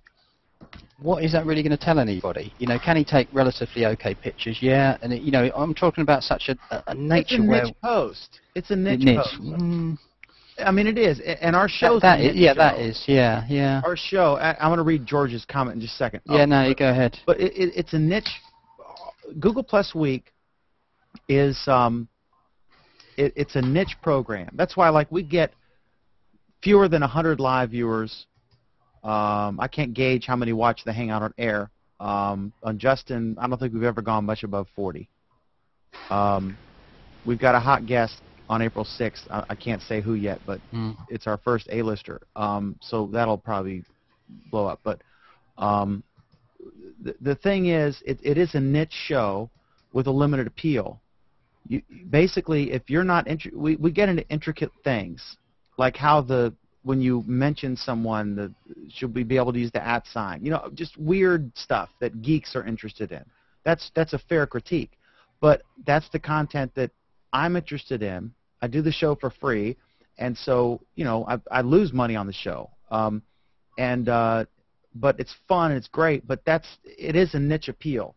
Your grandma is not going to be at all interested in watching Google Plus Week unless we have a celebrity guest on, which we have a few times. You know, a Chris Perillo or Mike Elgin, you know, group like yourselves, either participants in the program or because I have to limit to make sure, like Alan and Oleg, who are the 2 co-anchors with me, and then Jeff is, you know, I have to limit who I invite just because I don't want to fill up, and those guys, like, I don't want Jeff to not be able to get in. And then once we get into it, then I open it up more publicly, right? Just because I want to have a thing, and I think you're in the first group. But I just, yeah, it is Techno Geek, and it's we talk about these articles and stuff, and Oleg will hammer me, and I like that, you know. Us and the people that are watching it like Google Plus, you know, and but it's the only place you can get that kind of content and discussion. What do you think of the good at discussing those things? So that's why I do it. Well, what do you think of the? I think you're probably involved in it. The Peter G. McDermott post. Was it after your show, where he said, I'm not sure about Google Plus myself anymore. That it's got that engagement, and he got something like 200 comments come off the bottom of it. Yeah, Well, you saw that post, did you? I may have seen it. I see nice. those past me, but yeah, Peter's good. He's good at bringing up a controversial question, and he gets beat up like I do. You know, sometimes. I mean, I screw up sometimes. There's room for fair criticism. You know, I mean, Google, just does stuff, and that's it. They just do it. And they roll it out, and then they sit back and get beat up over it. Like some stuff frustrates you. There's no way for me to have a central chat facility so that viewers, like George, writes some of, and I constantly praise George, who I've never met and never spoken to, I don't think, or with, but he writes some of the most insightful, wonderful comments during the show, right? But in order to see them, I've got to go. I'm trying to concentrate. I'm trying to run the show. And I try to do a professional, family-friendly show, right? So I'm observing everything and trying to, and I'm ADD anyway, so it's a constant struggle. But all creative people are ADD to an extent. But then I'm trying to, when I have time, I'm trying to go and look at this stuff and pick out the gems. And when we have a hot show like last week, the comments were flying by. And now it's even worse because now I'm posting the comments from Justin. The post, so now more people are engaging on Justin to get their comments with the post. So I miss some stuff. There's no central chat facility, which is so basic and obvious in my opinion. So 10 years ago, do it, But we have mustaches in Hangouts. Yeah, dog mask, yeah. You know what I mean? Yeah, but that's on the road to somewhere else, that stuff. We've just got to trust that. But we don't have moderator features which you need and things along those lines, that can kind of really push this thing forward. Or let me read, and then I'm multitasking again, and then you guys continue talking. I'm listening. I just got to get off camera. George, damn, people don't think they needed a Hoover before someone invented one. People have no idea what this thing is capable of, and that's Google's fault. Yes, they are. I'm an ordinary person, Mr. Beige from suburbia. I like you a lot, despite not because the geeky stuff. See, that's the. I appreciate that. But yeah, and even George, is kind of hangout shy. He reluctantly joins this, but he's not someone you constantly see in Sarah Hill's show. You know what I mean? Just for my benefit, Dan. Well, not my benefit, because I've never found one, and go. And as you know, I've toured around a little bit. Has anybody got this down? Because I don't think it's possible to have the comments in one place anymore. I don't think it's just possible because we're actually starting off with a stream and then giving it into different. Well, see, here's the deal. Once you can embed it on your own website, right? You could put your own IRC chat in there, and that would be it. Right? Yeah, but it's never it, because there is no central thing. I mean, there is no central now. Number of No. But for example, you could embed like the Justin TV chat into your web page. You can link to it. You can't. Correct. Well, no, you can embed it. You can embed it. You can't embed it on Google. No, but if you had the ability to embed the Google Hangout on your own web page, I can do that. We can do that instantly. Of course, but you can't. I want something built in. I want something. You can construct it yourself if you were allowed to embed this into your. That's the thing. See, I want something. Yeah, there are any number of IRC or similar chat devices. We use the Justin, and I encourage people to. I'm usually so frantic, sometimes I forget, but I try to post the link to the embeddable Justin chat and tell people, that's the reason I'm putting that full text in there for two reasons. One, to encourage more people to do it so that we can all communicate, because the whole point is we want the George Cozies out there to be interacting with us, because sometimes they have great comments and think of things we didn't. And I want more engagement that way. That's why we do it, We're social creatures, or we wouldn't be in a hangout right now, right? And I'm just, I'm so excited, and I'm so optimistic. But it's like, they do, as Alan said, throw spaghetti against the wall. Like the thing with now you can put a YouTube video. You can record a YouTube video in a comment or post or whatever it is. Nobody uses it. You know what I mean? No, but I'm telling people not to Basic use it as well features because we want. it's rubbish. There are basic features we want that we can't use, and they're like, they should have been in there, like a central way. And I mean, it's not easy to figure out how to do it. I'm not sure how you would do it because as the post gets shared, whatever. But I wish there were a central IRC type chat, just a basic chat system, so that it would be right here on the screen in the Hangout with us, and we could see it, and the audience could participate. Like have two chats, one on one side, one on the other side. You got this blank space on the right side, right? Why not put another chat that's the user chat? And everywhere this player gets embedded all the way down, shared, reshared, there's the link to when you watch the thing, there's a thing to chat. And all of us can see it.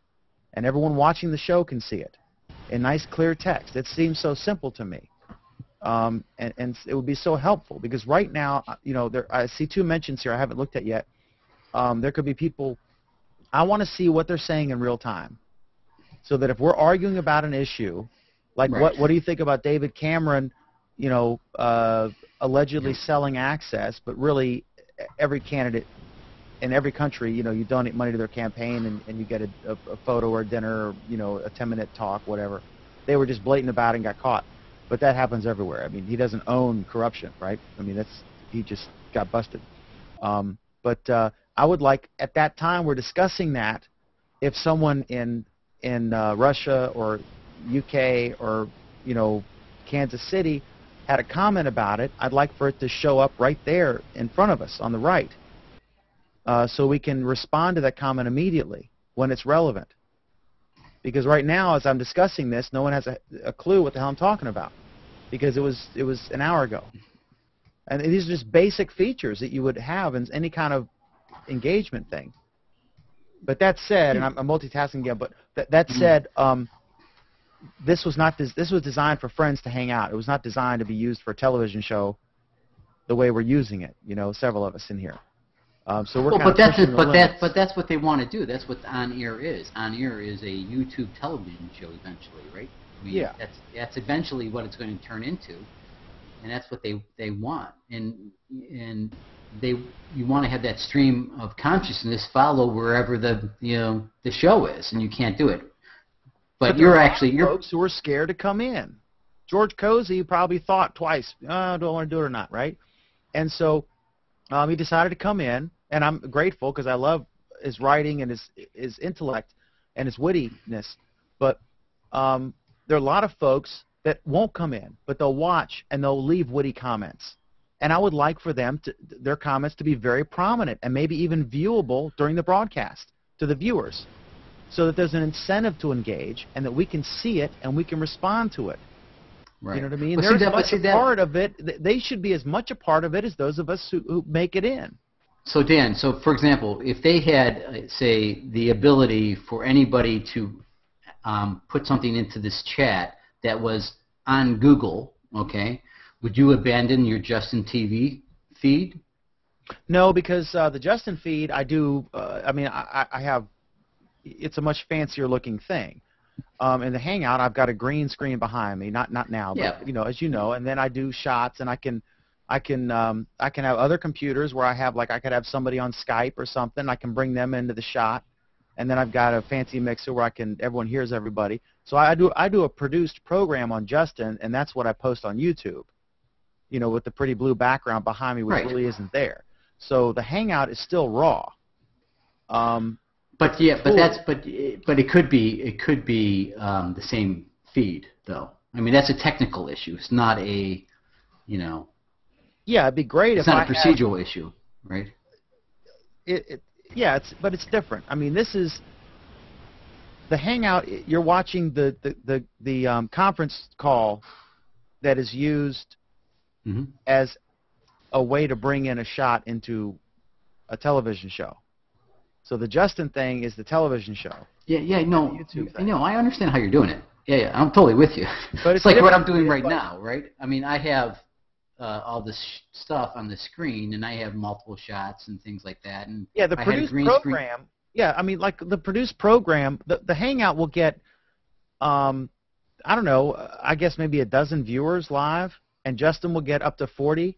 I don't know, maybe it's more, maybe it's 100, I don't know. But the YouTube video that's produced will get 1,500 to 4,000 in a week. So Right. it's 10 or 100 to 1 over the live. But the more live participation you get, because you get the key good people, the better the content is. And I don't do this for money or ratings or anything. I do this because I want to engage and learn and Right. let everyone say their piece and produce a quality program that has to fill this niche that I don't think anyone else is doing this. No, and your shows have gotten better each time too. I mean, each show is better and better and better. You know, you've progressed. We're really all well. we're all improving as we Yeah. go. Clearly, yeah. Yeah. If you look at the early ones, it's real ghetto. You know, it's like the first CNN episode compared to now. But Chicken Noodle Yeah. Network, you know. But yeah, Hangouts is a tool to engage with people and to bring people into the program. But the program, I don't see where I would dump Justin because until. But what about this availability of the on-air account anyway? Because when they first came along, it was like, oh, everybody's going to kind of like get one and and everything else. But I think, and I've got to be very careful with my words of what I know as well, and that is, in other words, I haven't seen many people getting new ones.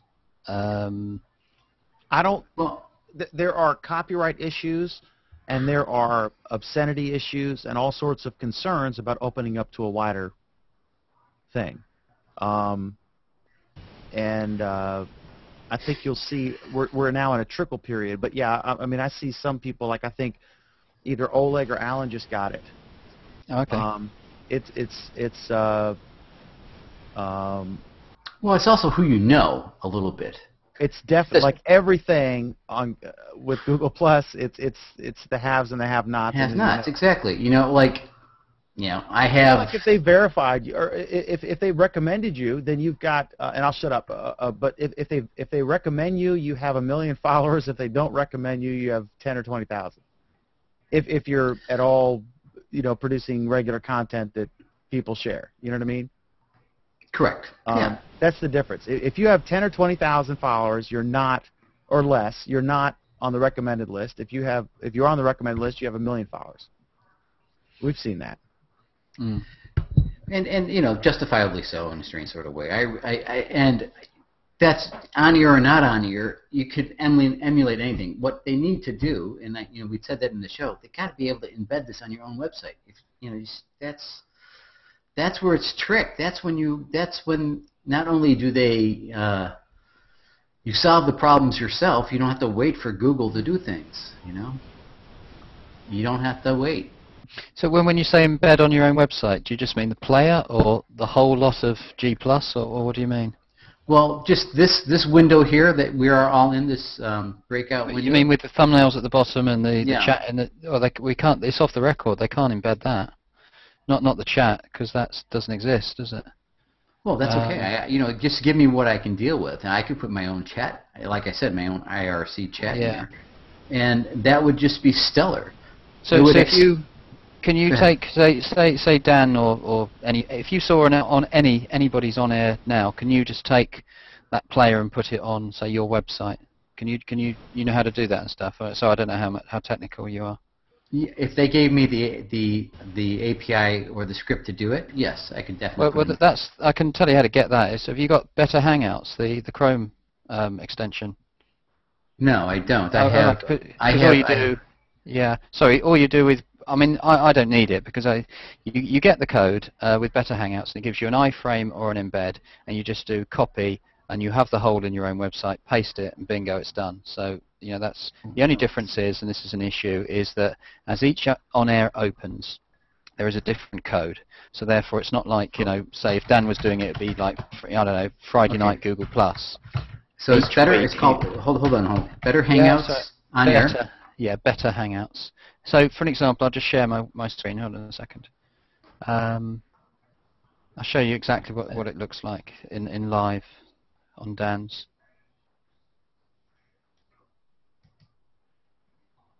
I'm going to the website, betterhangouts.com. I guess that's not it, is it?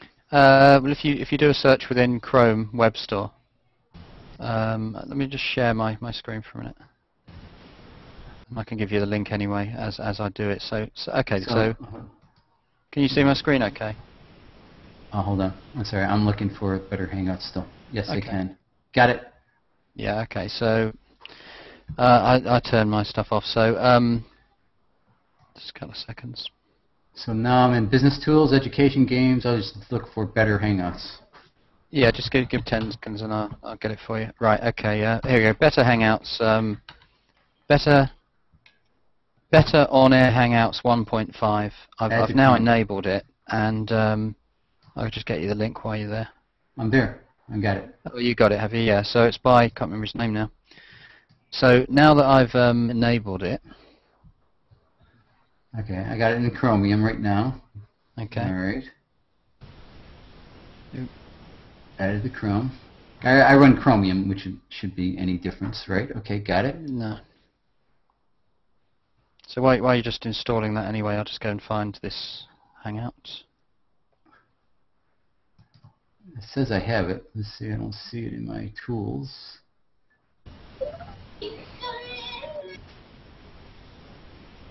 Shriek. Hey, how are you? Look at you all happy. You guys can continue. I'll listen in. I'm babysitting. Okay, can you see my screen? Yes, I can. Romper room noise effect going on. Right, now what you've got going on here, so I've got a bit of fade. So there's now 4 little buttons. One of them says Open Hangout, a new tab. The ones you're looking for is Get the Hangout embed code, so you just click that once, and bingo, there it is. What do you have to do for each Hangout you have, or is that because it's a different stream, right?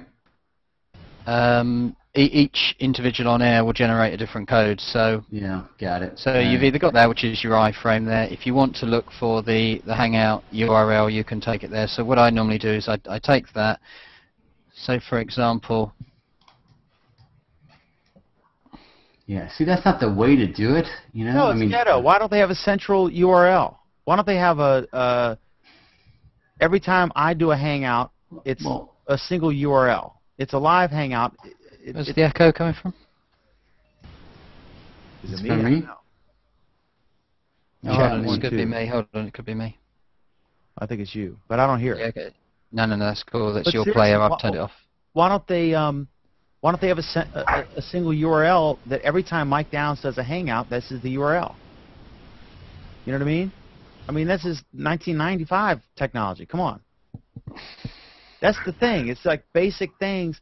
That's the genesis of Robert Scoble's post. You can argue pro or con on each of his individual points, but there are these simple things that just seem basic. That why do you have to go through all? Why do you have to have a third-party extension generate a URL that's specific to this Hangout? Hold on. Why isn't there a simple, plus.google.com/ Mike Downs 37 / Hangout? Come on, you know what I mean? That's the thing. We all know it's been worked on, though. Do we accept that? Yeah. well, no, I mean, do we? I mean, accept that it's being worked on. Correct. I'm just saying, and I love Google. I'm just saying, there's some basic things that it's not out of line to offer some legitimate critiques of the progress. But I'm not an engineer, I'm not. But that's all I'm saying.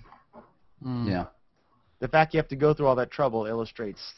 Or to say, well, that's not what the product is, so leave it alone. I'm not, I'm not pro them. I'm just saying, can we get by? I don't know.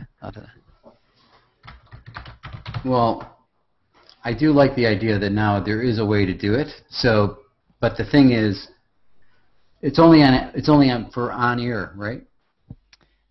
Or is it because it's got to be on air, because otherwise you're not going to see anything in the stream. It won't exist. So the only way to view that Hangout is to get in it and physically be in there.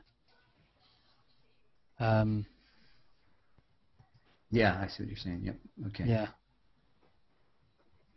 Well, that is a drag, because I don't have on-air status.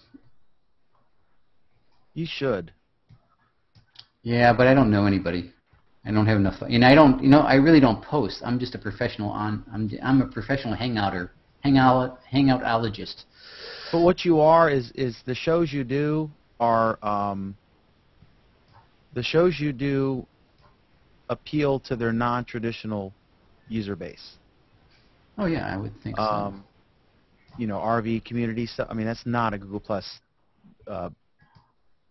love fest there. So it would be wise for them, you know, to get you on board, in my humble opinion. Well, my humble opinion as well. But see that, you know, it's just the idea. This is another thing to play with. I do like it though. If there was a way to embed that on my website, which I would be able to do each time I did it, it's not a problem now. I don't like using iframes because they're not really that good. Oh, you can use an object code as well if you want an object. Yeah. I've got a document on that somewhere. I think Moritz or somebody was running around. It showed it up as an iframe though, but I'm sure that code did, yeah. But you can actually, once you know which bits you need to put, you just copy the link, and then you just put that somewhere else. Let me see if I can get you a link to my document. Hold on. You know, all you do is you look at one person who's done it, like any of them. Whoever's doing on airs in, Cam Meadows lot, James Lawson Smith. What's it called? Is it hangoutparty.com? There's some. Well, you know, you can just look at the coding, can't you, and pull it out. Yeah, I'll work on it. It's always good to know some things. Thank you for that. But see, that's an answer, Dan. You have to come up with your own web page, and then you just have that one. I think it's a bigger can of worms. The moment you take it away and put it on your web page, you've got direct traffic there in the first place, which means you're getting them out of and off of, and away from Google Plus. Yeah, and that's not going to be appealing to Google. That's not going to be great. I mean, there's a difference of opinion on that, because some broadcasters still say they want to direct everybody back to one single place. My view is the opposite, where I'm saying, look, you can't control that, because by definition you're asking everybody to share everything. There's share buttons everywhere, and so you're never going to get it back, and that's causing broadcasters a phenomenal problem, because they can't measure, which begs the next question of when are they going to introduce correct or analytics in the Google Plus stream. And at the moment they'll probably say, when we get round to it, and it's not yet, so go away. You're getting this product for free. Because I'd love analytics, everybody would. Especially, you've seen the Picasa improvement in analytics on the photos, because that is really cool. Many of us abandoned the philosophy that one of my a web designer guy who I use, he said, he quoted somebody else, I forget, but it's like third generation now, but he said, I remember the story about the newspaper that switched and stopped online and just switched to a Facebook page. And I thought that was insane. And the point was, have your own website, and that's your home base. And then send the stuff out from there to everywhere else. Sure. Because social networks come and go. There was a time when MySpace was the rage. AOL keyword, Mike Downs. Those days are gone, right? And this is the new thing. But I think Google Plus, as I've done, as Scoble's done, that we've started, and most of us have started generating original content here. And this is, in essence, a sharing, blogging, discovery of stories and posts and people platform, more than just like a Facebook clone. It's not at all a Facebook clone, as we all know. But this has caused me to abandon that philosophy of for my business, we have our websites and the newspapers and stuff, but for my personal musings, for whatever they're worth, I typically generate them on here. There's tons and tons of content I generate here, and then I aggregate it from here to Twitter and then to Facebook. And I've found that I've gotten a bunch of Twitter and Facebook ads or follows or whatever based on the fact that I started doing that. I use the Manage Flitter thing to send it from here to Twitter. It's Manage Flitter, F-L-I-T-T-E-R. I think that's how you spell it. But if you Google it, you'll find it. and that's how I take from here to Twitter, and then I forget how I bring it from Twitter into Facebook. There's a million apps for that, but Excuse me. in general, you want your home base, you know. But this is I've abandoned that now, and I've spent a lot of time and energy posting stuff at Google Plus because it's got Google backing it. We know it's going to be awesome with Google backing it, right? And it is awesome. There are just these quirks, you know, like right now anybody, like I see a red 3 box on my thing, so I assume someone posted something somewhere, and now I'll click here and see what they're saying. You know, it's just... You're a Gmail user, Dan? You know, like a full-time Gmail user? I have I have about 5 people who handle my email.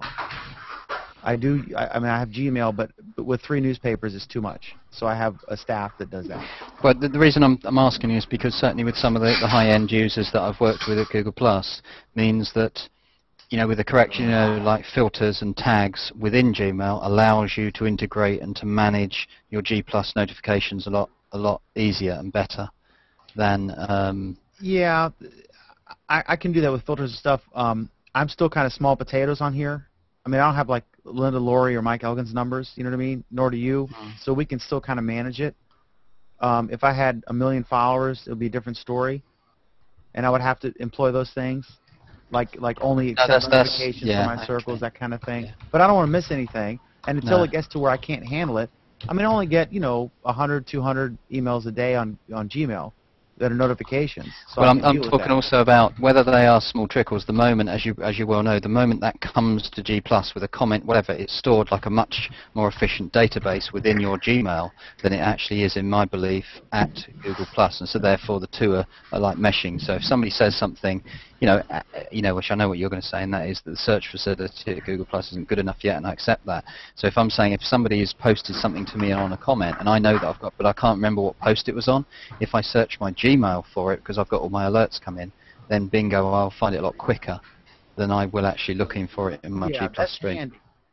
Right now, I just have it all. I don't have any filters in Gmail. I just have it all in my face, and then I just have to look down. When I wake up, I'll look down. There'll be 30 of them.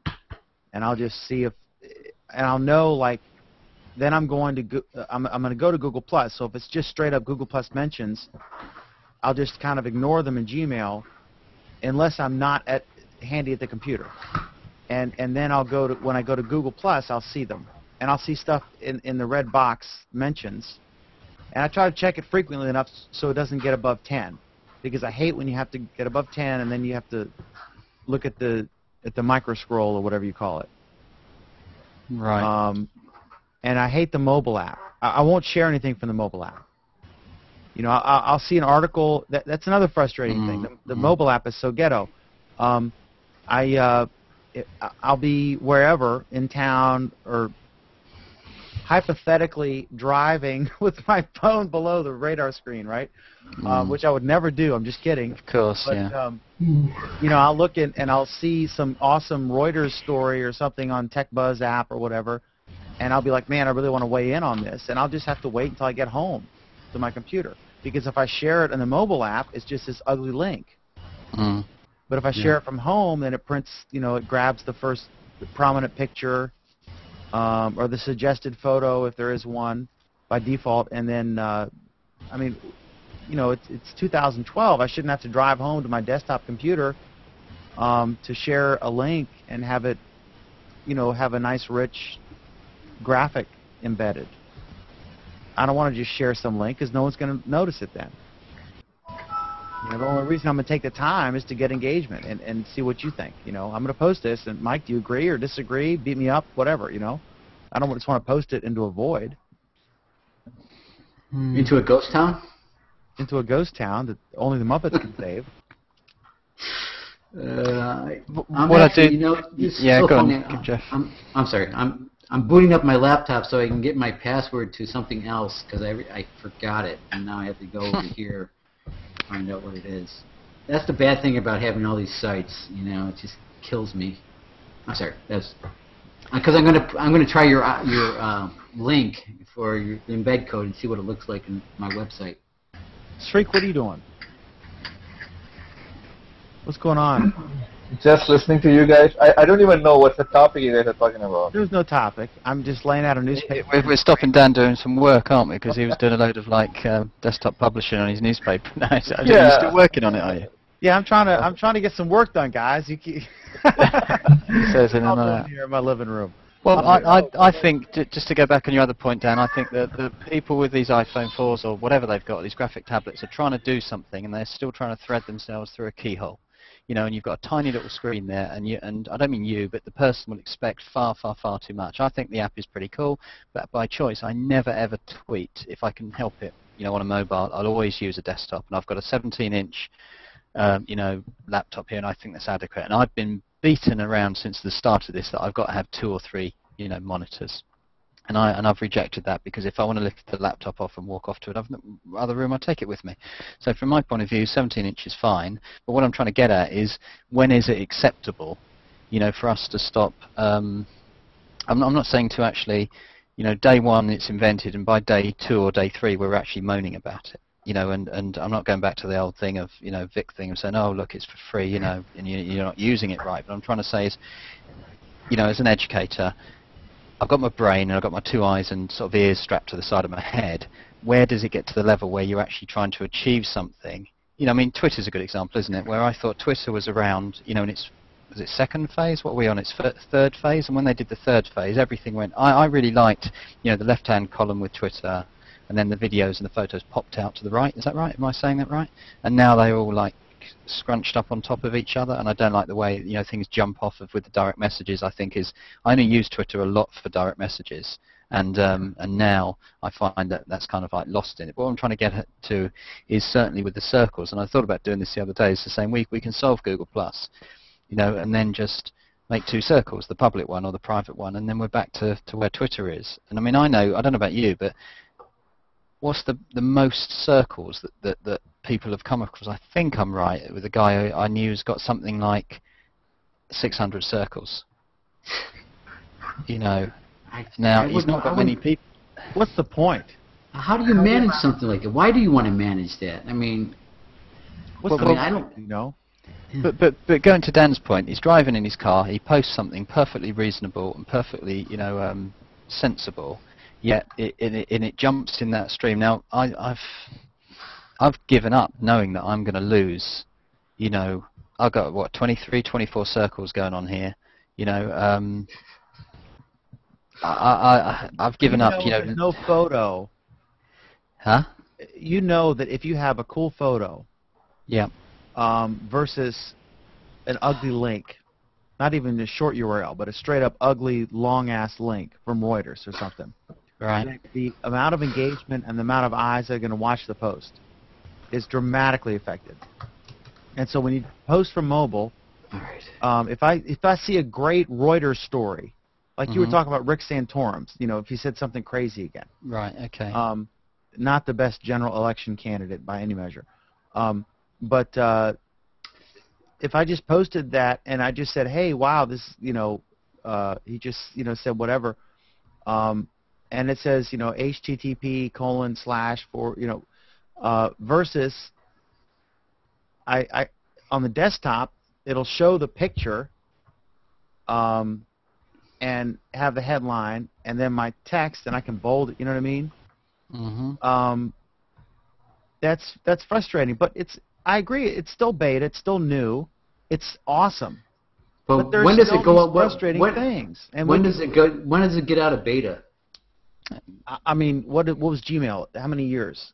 You know, the thing is there's nothing wrong with being friendly to a product and loving it and using it regularly, as all of us do. Right.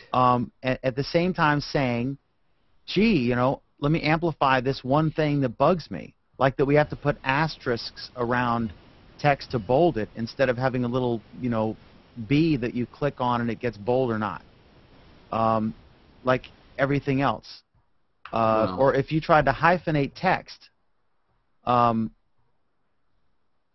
you know, if you put a hyphen, just like normal usage of hyphens, it would italicize it, right? When you don't mean to. And that happened to the CEO of Google. Did a post and he just hyphenated some text, you know, like, well, blah, blah, blah, blah, except in the case of this, hyphen, blah, blah, blah, blah, and it italicized it instead of printing the hyphens there. I mean, it's crazy. It's just basic typography. That was one of Scoble's gripes. So it's not like we're saying like they suck or anything. We don't think that. It's just saying like, gee, I really wish this would move, you know, closer to the front burner. It's not life or death, but you know, come on, it's been a year, you know. It is life and death. No, but I was like that with the, you know, the slide bars. You know, like, you know, you've got a stream going on with one of your circles. So I would like to see more of, less of, you know, of whatever that, you know, like the what's hots list or whatever it is. Now, I think that was probably one of the worst inventions ever, because for me, I understood which I want to see everything or I want to see nothing. But those two sliders, it doesn't quantify, you know, what you are seeing and what you aren't seeing. So I think I've slid every single one off to either to 0 or max, because I think it's a useless invention, but I can't, you know, turn it off. It's useless because they're not transparent about exactly what it does. Exactly. And they're Yeah, probably you have no idea. But probably the reason they're not transparent about it is because they're probably adjusting it all the time based on feedback and their own experience. But yeah, it's largely useless. It was great. Oh, great, we got this. But then I don't know what it's doing exactly, and am I missing Sreek's posts, you know? I don't know what it's doing. Well, we're missing everybody's posts, though, aren't we? Because I mean, I'd love to know, I would love to know with my circles who do come in at the moment. I had another problem, and you probably got a similar thing, Dan, and that is, well, maybe, and that is when you do your show on a Friday night. And you know, as you know, I've got, you know, on air too. And when I go out and I've got this big hangout coming up, I've got like a few people to come in the hangout as guests. Then I wanted to put it out to and get as many people in. But as you know, we can't give an on-air out to public unless we actually give the URL out. So I wanted to give it in stages, and I realised that even if I'm giving it out to my circles and my extendeds, if I've, you know, now I've had to go out and follow another, well, you know, maximum 5,000 people, because I've got to have people in my circles who I'm not necessarily interested in. But extendeds are irrelevant now. Are they? After they got rid of the incoming stream, right? Didn't they only impact your incoming stream? I mean, someone else's incoming stream? Not sure what you mean. If you, what's the point of having a share to extended? What exactly does that mean? I don't think it means anything. Extended means share it. Make if you say public, and then you say circles. Yeah. And, like I share everything public, extended, and circles, right? That's what I do. I don't think that extended does anything, because no one's getting a notification about it. It'd be above the limit. Well, notifications definitely not. Absolutely, yeah. And if it's public, it's still. I mean, I think that extended circles only mattered when they still had the incoming stream, where then they would see it if they were one of the 0.1% to look at the incoming stream. If you post to extended circles, will it not come up in search results as well? Isn't that another point? If you post it to public, you get the same thing, but it's not like any kind of extra stream it's going to show up in. It's not any kind of notification that's going to pop up. I think when they got rid of incoming, they should have got rid of extended circles, because I think they were tied together. I don't know why they did one, not the other. No, the extended is still valid, because if I posted a post to you and you were in my circle, and say Shriek happened to be in your circle, then Shriek would have access to that in his stream because it's an extension of you, so he'd still see it. If you don't post to public, and you post your extended circles and/or circles, then okay, yeah. Yeah, but I think show up. Yeah, but me included. If you post to public, that covers everything. The concept of extended circle is basically just friends, right? So that's just one level of exposure, and I think that's a wonderful idea. Public is really public, right? I mean, you can really control to one level of extension with extended circles. I think that's a great thing. Yeah, okay, I stand corrected. Extended circles is relevant if you're not posting to public. But I think what Dan's talking about is probably something that I do, and it might be lazy or wrong, and that is that when Google first came, I read the instructions on the box, and it said if you want to put something out, do it to circles, extended, and public. To this day, whenever I do a public post, I always post to those 3 circles. I never just click public and off I go. I always go circles, extended, public, because that was the way I thought I was taught back in June, July time. But then going down to another question is, over Christmas time, I won't name her, but there was a high-level singer who hung out. Now, she posted her first on-air hangout between Christmas and New Year's to 27 people in her circles, sat there for 20-25 minutes on her own, because nobody come to her hangout. Because if the number that she displayed as being correct was she'd got 1 million followers, she'd got 27 people that she was following properly, maybe her close friends. So she said, I'm going to hang out to my circles. So if she hung out to her 27 people, and I think no one turned up, then whoever those friends of friends of those 27, and it took a good long while. And TV news, as you know, are having exactly the same problem, because they're hanging out and they've got nobody that they're following actively because they think they're so important. Maybe, perhaps they don't. And so therefore it is trying to get that concept. But I think getting a good list, because I don't know about you Dan, but certainly with some of the news hangouts that you well know, they used to be jam-packed full, but now there's always 2 or 3 spots kind of free. But it's causing me, and I know we don't always have this problem, but doing some high level or some on airs, you've got to hit the right people. And even when I posted and I said, look, I want to put out 3 really good circles, which begs the next question of going to this 25 and under thing. Because back in the day, the G+ day, if you, I think, was it 50, wasn't it, in the circle? So if you supposedly posted something to less than 50, they would automatically get an alert. Now it turns out that they don't, and you have to, when you hover over the, the circle button for less than 25, and then you click the little checkbox, and then they get it. And then you get criticised if you do that too often, that you're spamming people and you don't want to be checked. And I'm just trying to think, and I don't think this is a G+ issue, this is a human-to-human issue. That if I posted to anybody in this room and you thought somebody has shared a post with you and you read it and you think, well, that's really got nothing to do with me, take me off the list. I don't know, do everybody get those, do they, on a daily basis? There's no way to get off the list without being rude, so you just tolerate it. Yeah, exactly. But then I've said, okay, for my on-air hangouts, I want to have, say, and you can only do it to a maximum of 100, so I said I want 4 circles of 25 people each to tick box to notify them, because again, I didn't realize it, but we do now, is I open the hangout, I notify my people, but I'm not notifying, I'm making the link or the hangout available in their stream, but they don't get the alert. So I either plus name them, and then the other thing is, which is really, we'll mention this, is that if you forget a plus name within a post, then you go and edit the post and plus name them. They do not get the alert. You have to put that, as we know, on the bottom of a comment, and that's the only way they will get the alert. I didn't know that. It doesn't work. If I published, something, a post to all of you here, and said, hey, look everybody, I have news, but I actually forgot your names in the middle, published it, 2 seconds later, clicked edit post, plus named the whole lot of you in the room, click save, you would not get the notification. The only way is either delete the post and start again, or leave the post as it is and then plus name you on the bottom and say, plus Dan, plus Shriek, plus George, I forgot to name you. Click, post the comment, you will get the alert immediately. So are you saying that if you actually put the plus name in the contacts list, again, it won't show up the alert? That's correct, yeah, it won't do it. But if you actually put the plus in the in the content of the message itself or the post itself, it will alert. It will. Sorry, I didn't just miss what you said, but the plus name has to be in the comment at the bottom of the post as a plus mention. Plus mentions are the best way to get that alert box to come up. In the post when you originally created it. Oh, absolutely, yeah. Yeah. Yeah. But like Sarik, I mean, it's a powerful tool. Like Sarik has posted several things in the last few days that I had not seen, and I'm grateful that he did. And I'll do that like for people who are regulars on the show.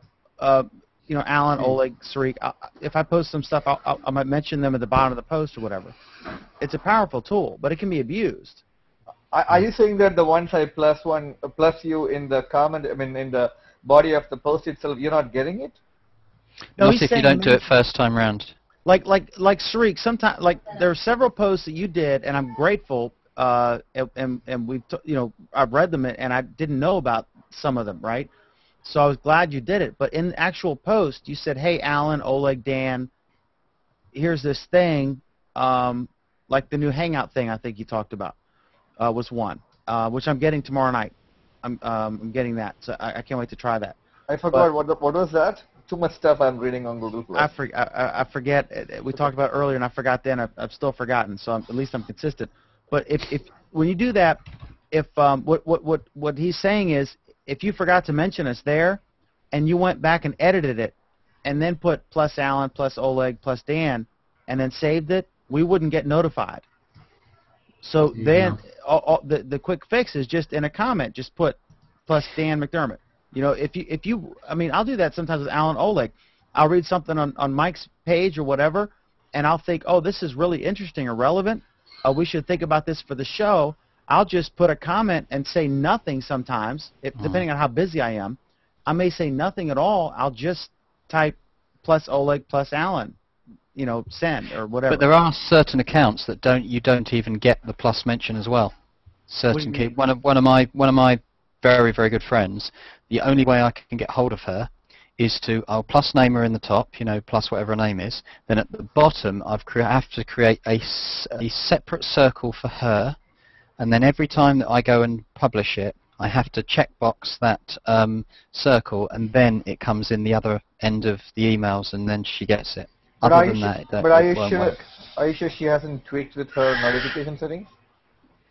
No, we've gone through all that. I think it's a very, very old. I think that it stems from something to do with an iPhone, because when she used to plus mention me rather than plus Mike Downs, there would actually be a whole long list of 3 of my email addresses coming inside the Google Plus post, and I think it's some kind of weird bug thing in there. I'm pretty sure that the notification that George just now mentioned is completely messed up. Even Alan was saying the same thing.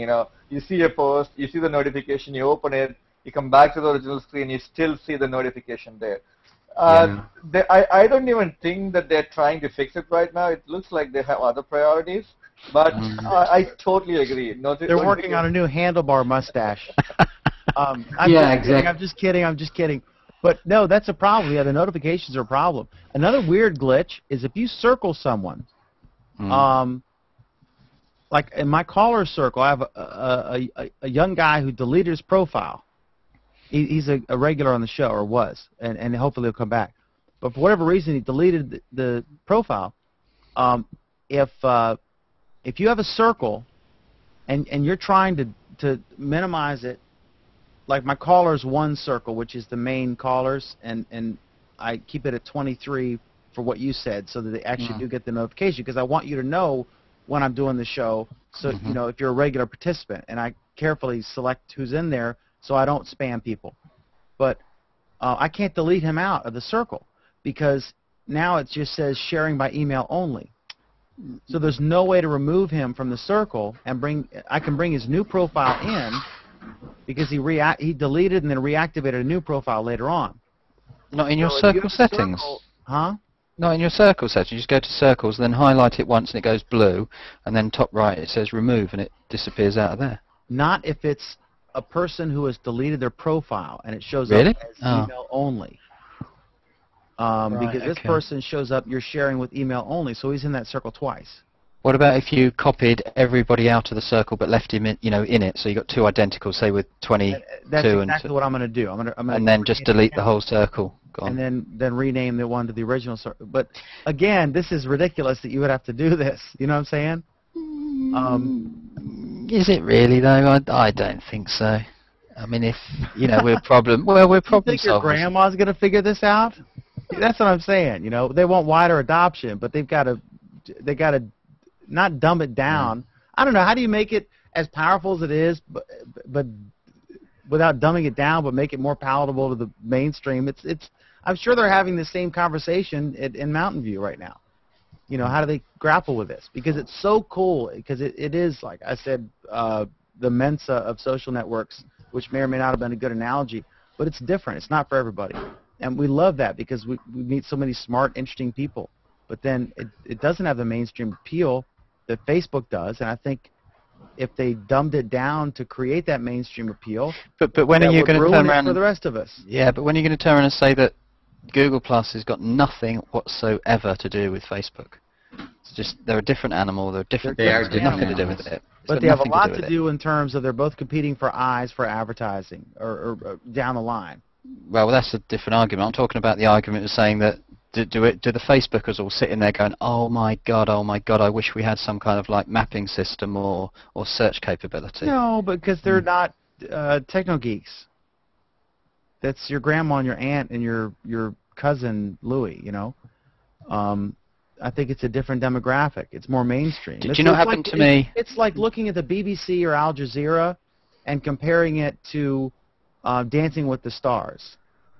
I could give a rat's behind about Dancing with the Stars, but it gets probably a lot more viewers than the most intelligent documentary you'd see on NPR or PBS or BBC. There was a girl, I was in a hangout a few days ago, probably a week ago, and there was a girl in there, I'd never met her before, and she actually turned around and into someone else in the hangout. It was her first ever hangout. She just joined Google Plus, and she turned around and she said, yes, but you don't come to Google Plus to meet people who you already know. You come here to meet, new people, ones that you don't know already. Now, which we've all heard, and we know this, but for her as a brand new user, and this is a person who, is not technical whatsoever, quite a young girl, turned around and got that message from somewhere. Now, I didn't spend enough time there to ask her where she got that message, but that was a direct message. I don't know whether she was watching South by Southwest or heard Vic or somebody, but says, no, the reason I'm here is to meet new people. I've left my other bunch behind.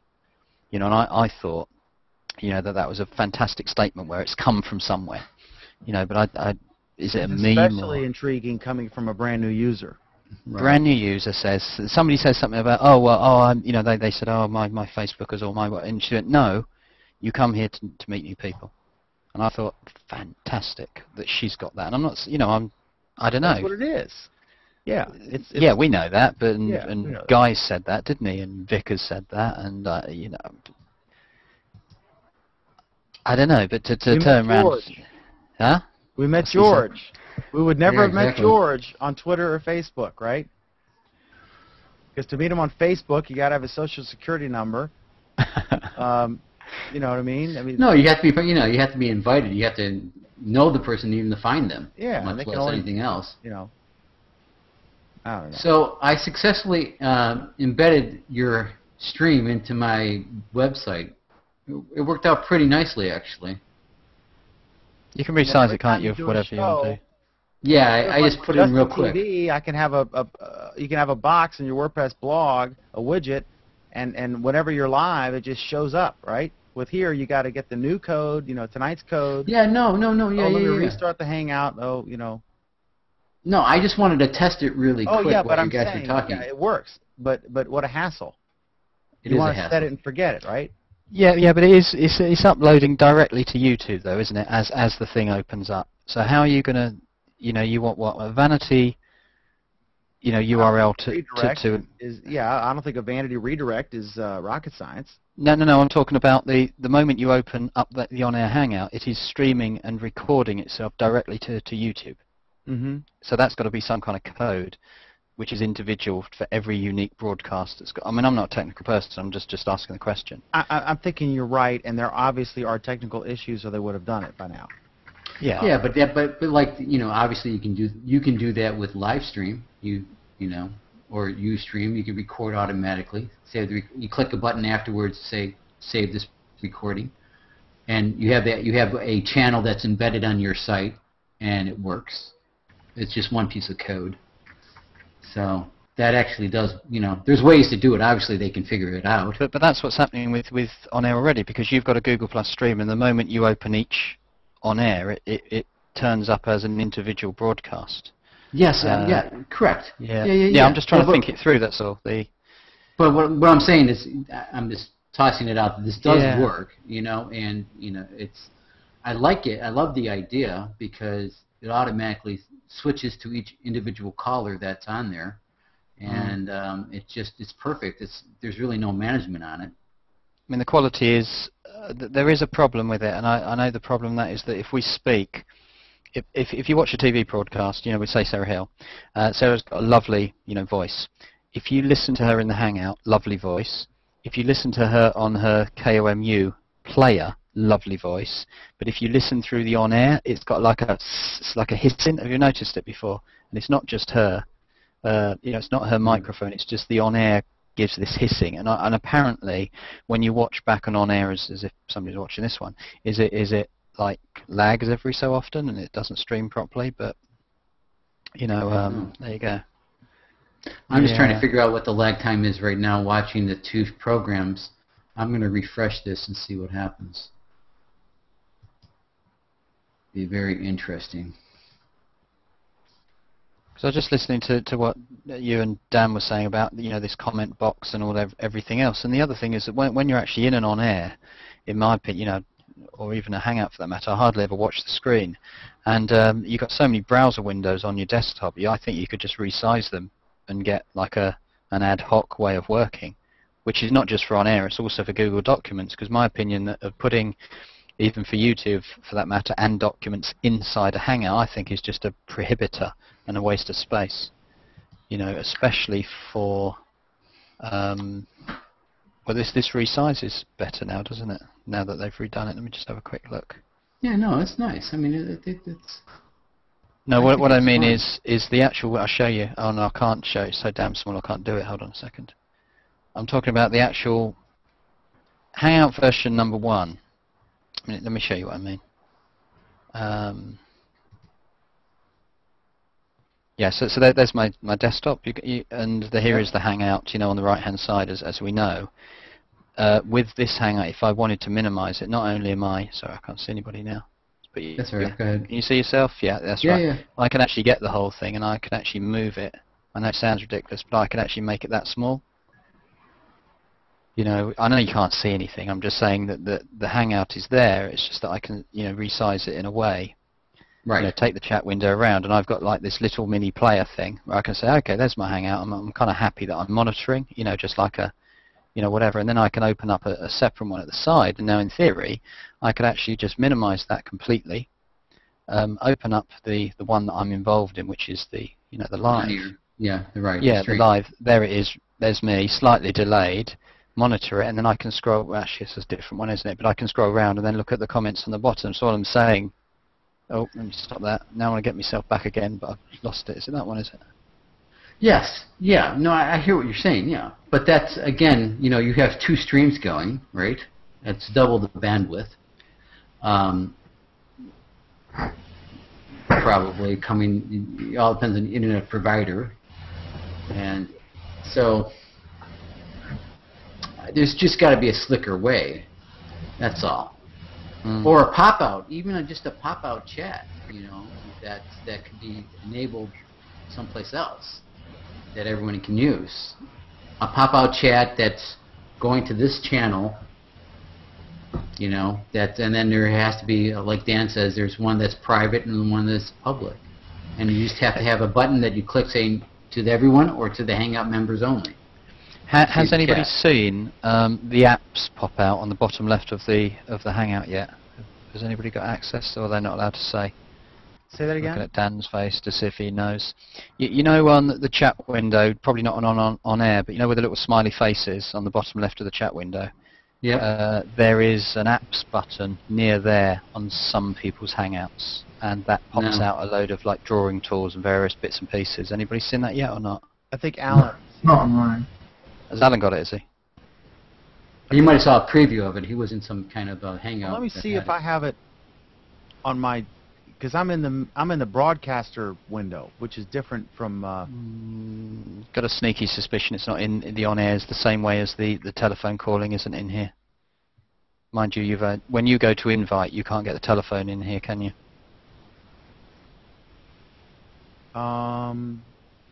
Wait, I can't.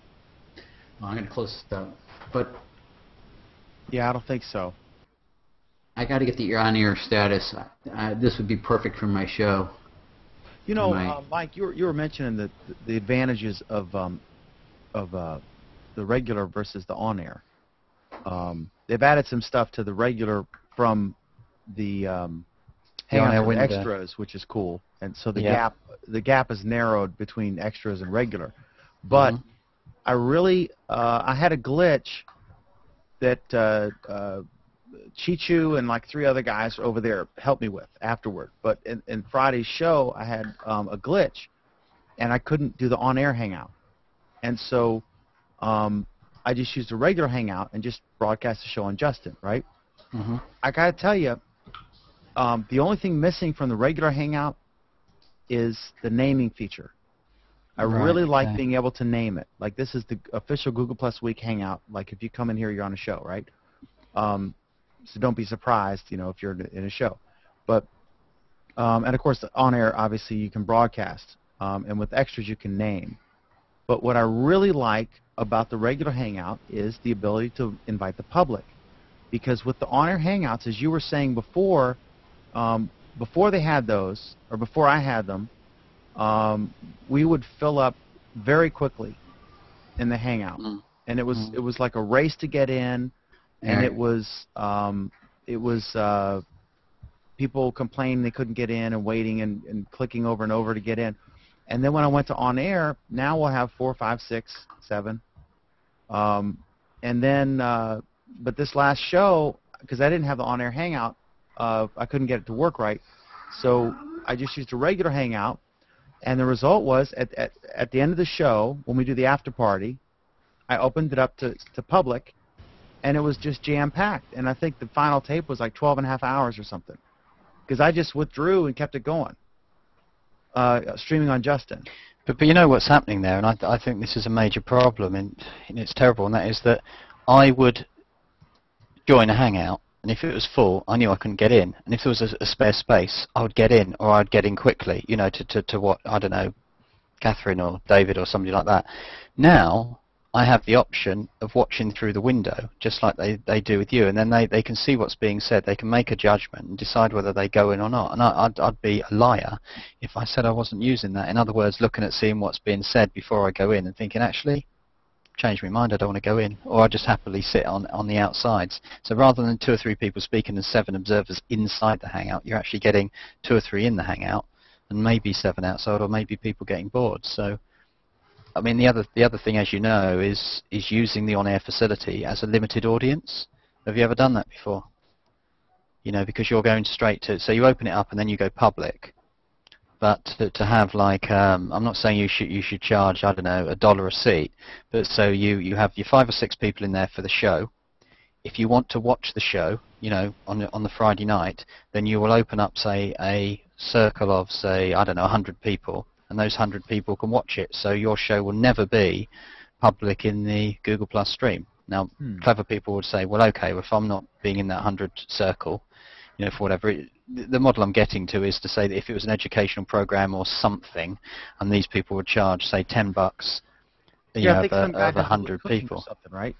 Is that how they do? They charge money for those seats, I think do they? There's something, some cooking guy, or I forget what it is. Chef party, or but what I'm trying to get at is to actually say, I'm going to go public. I'm opening it up, and I saw one this week, and it was really, oh man, I was invited to it, and there was these 2 people in it. You know, what time is it? Oh, it's late, isn't it? They won't be watching. And so I was invited, and I got my invite, and I put my headset on, and I thought, oh, I'll have a quick look on the stream, and I'd listen to these guys who I knew, and I thought, I can't go in here, because once I go in, I'll be the 3rd person in the room, you know, and their conversation was bad. And then in the end, I thought, oh, just delay a little bit. And now I can easily see, even with Sarah, click on, have a little look, click on to Maria and those other TV news people. If I see somebody who is a closed shop, like, oh God, Ron Garin was hanging out the other night, wasn't he? And a load of people in there, and it wasn't public, and I couldn't get in, and I was clicking and clicking and clicking, and I couldn't get in. So I just think that, you know, is it a novelty thing because people don't like Hangouts, or is it a fact that they can actually see what's like now? If this Hangout was like going around without being on air, we've still got 1, 2, 3, 4, 5, 6. So we've still got 3 spaces. But we don't know who's watching. Right.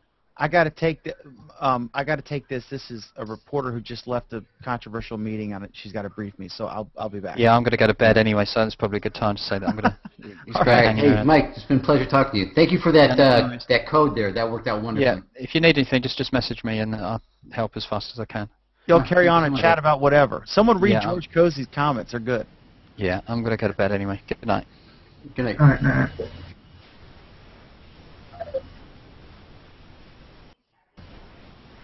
Googzilla knows itself knows. I like that. That's good, man. Yeah, who knows what this is about? I know.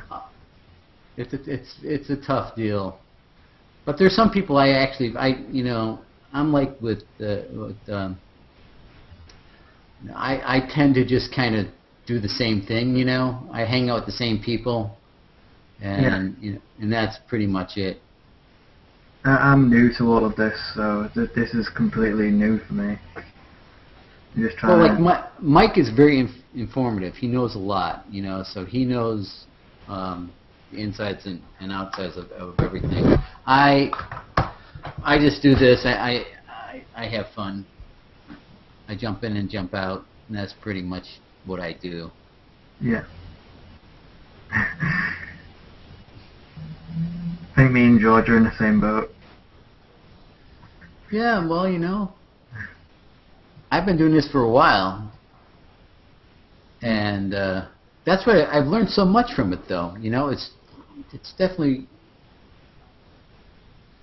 a learning experience, and that's why I do all these different little camera angles and stuff, because I wanted to make it more fun, more interesting. I can play a movie within a hangout. That's cool. I'll put myself in there with the black and white and watch Dawn of the Living Dead. Night of the Living Dead. How do you do all that? I use this program called XSplit. Oh, hold on. I'll be right back. That's my phone ringing.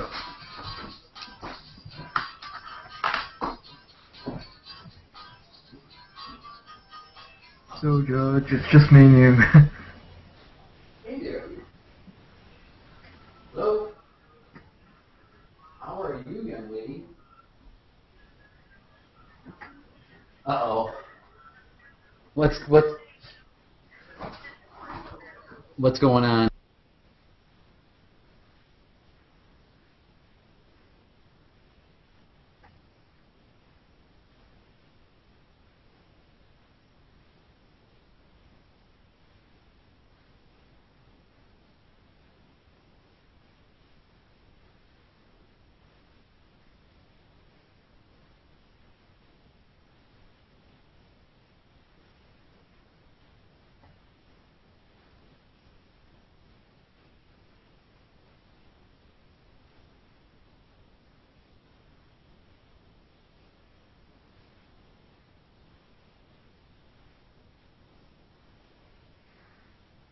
Yeah, I'm an hour behind you. I think I might be going to bed soon, so.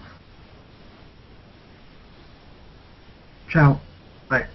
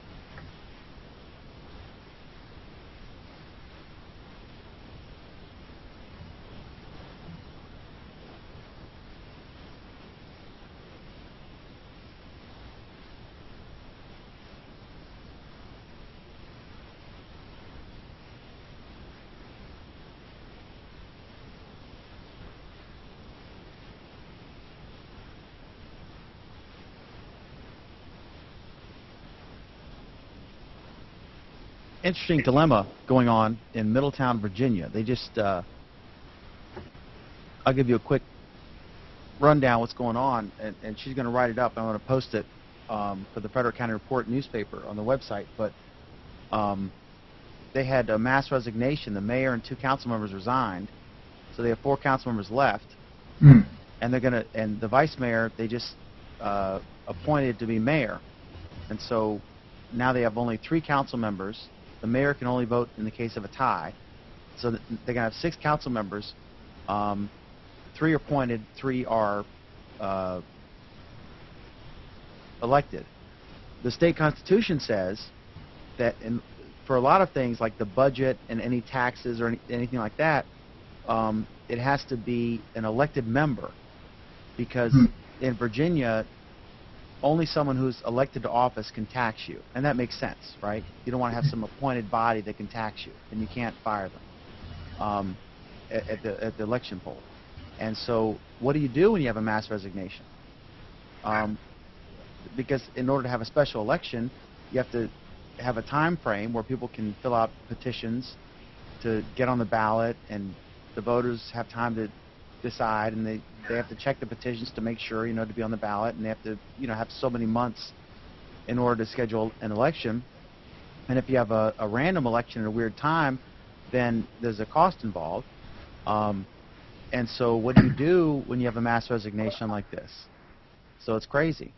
So that's what they're grappling with, because they could have they're required to pass a budget by a certain date, and then someone could challenge the budget and sue and say this is an illegal tax because there wasn't a quorum of elected members per the Constitution. So it's this crazy situation. Yeah, it's bizarre. God knows what you're going to be doing there. I don't know. UK under Thatcher with the poll tax, Oh God! Can't pay, don't get me won't started pay. on Thatcher. I studied 1 year of American politics. It was complicated, to say the least. Yes, it is. But yours is complicated this week with your Prime Minister's current issue. That was really interesting. Yeah. What do you think? What do you think the fallout will be on that? I'm not sure. I think the recent budget is more of a setback than because George Osborne is the Chancellor of the Exchequer. He's the one that makes the budgets. He's set some weird tax where people earning £150,000 per year used to be getting taxed 50 pence in the pound, and now they're getting taxed 45 pence in the pound. And at the same time, they've started to make pensioners pay tax on like property. So the like, I don't know. It just seems a bit unfair how a vulnerable section of society being made to pay for the banking crisis when some of the rich people are getting tax breaks. Yeah, that's just. I mean, that's everywhere. Yeah. What are you gonna do? I don't know. It's frustrating. But that's the way it goes. Yeah. They donate the money to the politicians, right? They're not supposed to do that here. I know in America lobbying is a big thing. Like companies lobby politicians all the time. They pay politicians, but over here there's keep talking. I'm listening. I'll be right back. Keep talking. Sure. I can hear everything you're saying. Sure. They pay. Like trade unions pay the Labour Party. They fund a third of the Labour Party, I think it is, or have a third of the vote of the Labour Party or something like that. the Conservative Party get funded by wealthy landowners and things like that. So it's just different parties get funded in different ways. Yeah, when I was there, I guess Neil Kinnock was head of the Labour Party. Oh yeah, Red Ken. And they had the Arthur Scargill was the head of the mine workers. Everyone was angry at each other. I don't even think I was alive then. I'm only 22. Born in 1989. Yeah, you weren't alive then. Yeah, when I was there, it was Scargill, it was Thatcher. I forget the Independent Party leader. Oh gosh, is it Labour, the Tories, the Liberal Democrats? Yeah, the LDP was I can't remember his name. But Thatcher had a lock on it, and then the poll tax came along. Mm. And that was a big controversy. Yeah, Thatcher isn't a particularly popular figure in my hometown. Yeah, it was. I mean, it was interesting. She was like Gorbachev and a lot of politicians. She was very popular outside of her home country. Really? Oh yeah. That's bizarre. She was very popular in the United States. How's Obama doing these days? Because like I know pretty much the rest of the world love Obama, but Americans, the ones I talk to, seem to be split on the on Obama. Well, in the United States, there's a view. Let me think. It's a love-hate thing with him. He clearly is personally likable. Yeah. Clearly intelligent.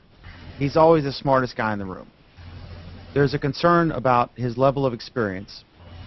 There's a concern about the Democrats love him. The Republicans worry that he is adopting a European socialist model, which is not working out so well over where you are now because you guys don't have any money, right? But neither do we. And he's getting attacked on his. He's introducing sort of a European-style healthcare system here, where there'll be universal coverage, and it's sort of a hybrid in between a private system versus a public system. So the Republicans hate his guts, and the Democrats love him. And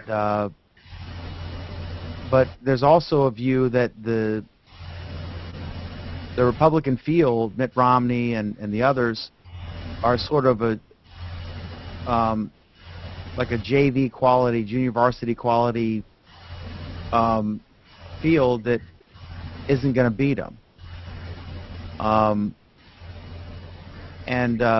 Any president's going to get repeatedly attacked by the opposition. You know, that's the way it goes. Well, that's their job in opposition. Yeah, I mean, you know, just like in the UK and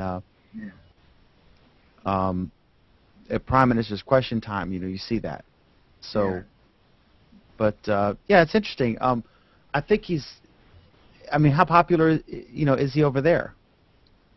Oh, I think most people would say we would love him to be our Prime Minister. That's funny. I'm sure the Republicans here would say you could have him. Well, yeah. But yeah, it's interesting. I mean, it's very divisive. There's a lot of folks who like the guy, and a lot of don't. But I think there's a general consensus that it's not going to be easy to beat him. It's never easy to beat an incumbent president running for re-election because they have so much power, and so much power. You know, he can. I mean, the news media coverage that he conveys is amazing. You know, the President of the United States. I mean, it's the most covered, most powerful person in the world. I mean, straight up. Yeah. You know, if he had a conversation with the President of Russia, and it was caught, you know, off guard, and it was world news. You know, what other leader of any country in the world, if they had, you know, under the exact same circumstances, would that have been as big a story? Nobody. Well, that's it. In these the Republican race at the minute in the United States, we're getting up to the minute news coverage over here about every single little bit of detail that are going on in this. Really? Yeah, and I just think to myself, this is America. I don't live in America. Why am I getting the news for it? And I wonder, like, what in America are you guys getting our election coverage when we have election or there was okay. I'll give you the opposite perspective from our side of the pond. When you guys had the first debate, because of course. Oh yeah, because it's been happening for years and years in America. Those public debates. Oh yeah, and it's great. But it was unique in that we love stuff like that. We love the theater. We love the politicians duking it out. You know, generating. Well, that's one of the things I love most about America is the sheer ability to just put on a show. It's just like the way you do sport events are just amazing. Like, if you go to like a college football game in America, there's like marching bands and you sing the national anthem, and it's a big deal. And if you go to like, because I'm in university now, if I go to my university football game, it's 12 people on a playing pitch and like just a normal, ordinary playing field in the middle of some backwater part of Liverpool. There's literally no engagement whatsoever, no big deal or whatever. Well, see, that started with ABC Monday Night Football. There was a guy, I forget his name. I only remembered it when he died, and they said that he was the guy who did it. But he took it to a new level.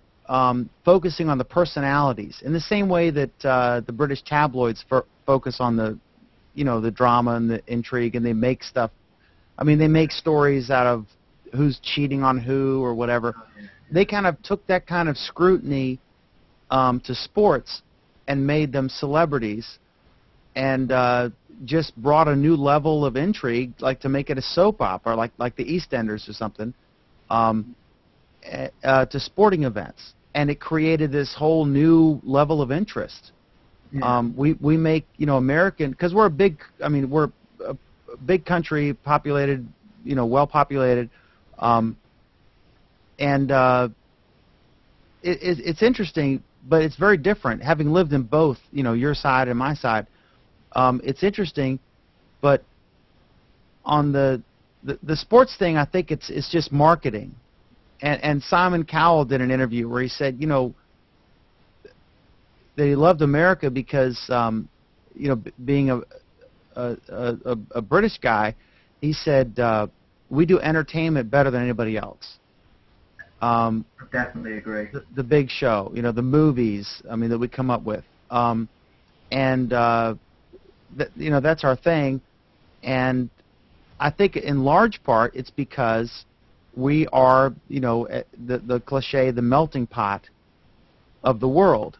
We have the best and brightest from all around the world who came here, and were willing to give up their comfortable lifestyle at home, or their familiar lifestyle at home, I should say, and you know, brave the seas to come to this new world, and you know, a couple hundred years ago, and so.